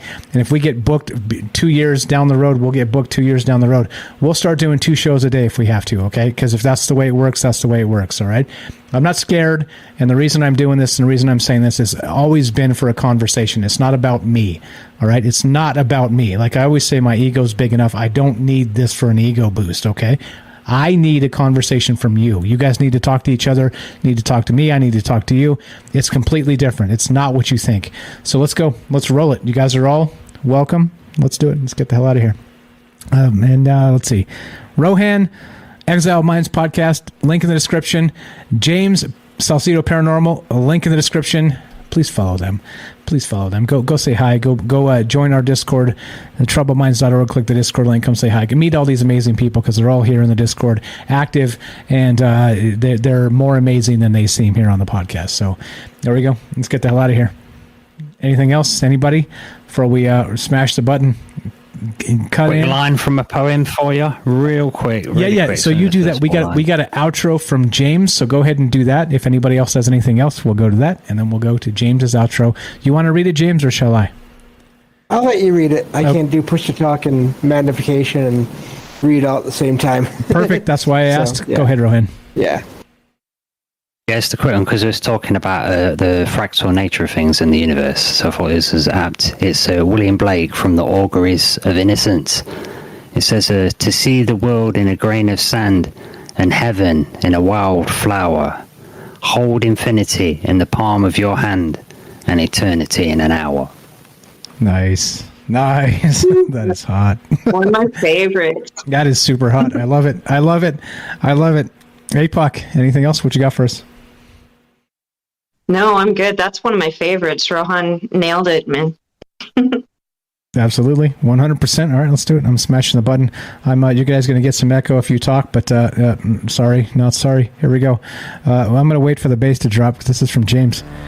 All right, so this is the deal, right? We do this Monday, Tuesday, Wednesday, Thursday, 7 p.m. Pacific. You're all invited. This is about us. This is not about me.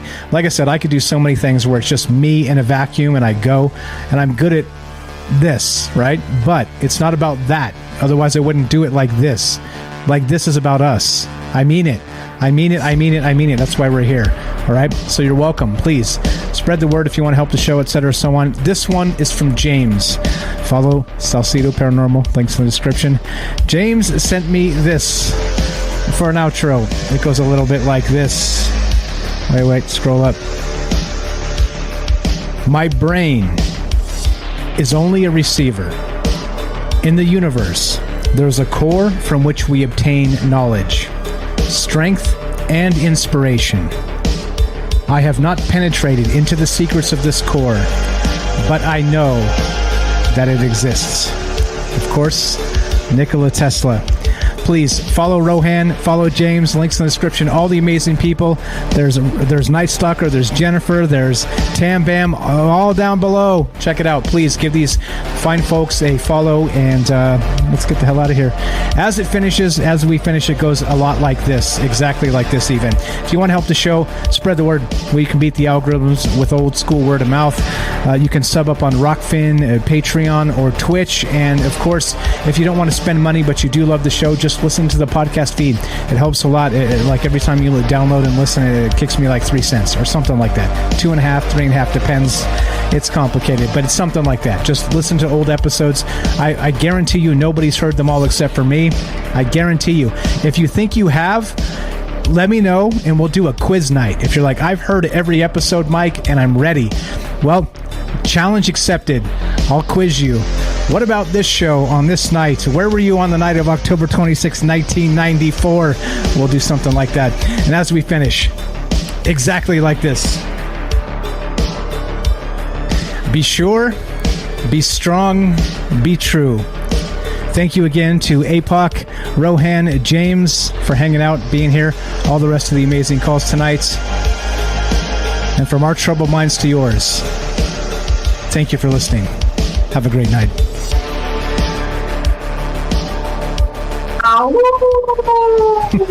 There it is. There it is. The animals are loose. Somebody left the barn door open.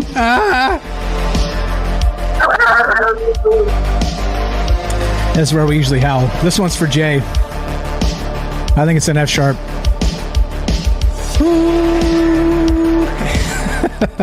Take it easy, guys. Have a great night.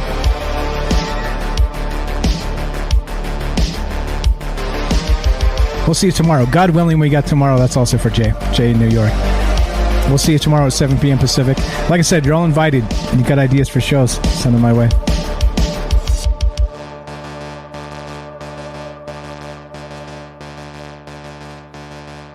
And just like that, another show in the books.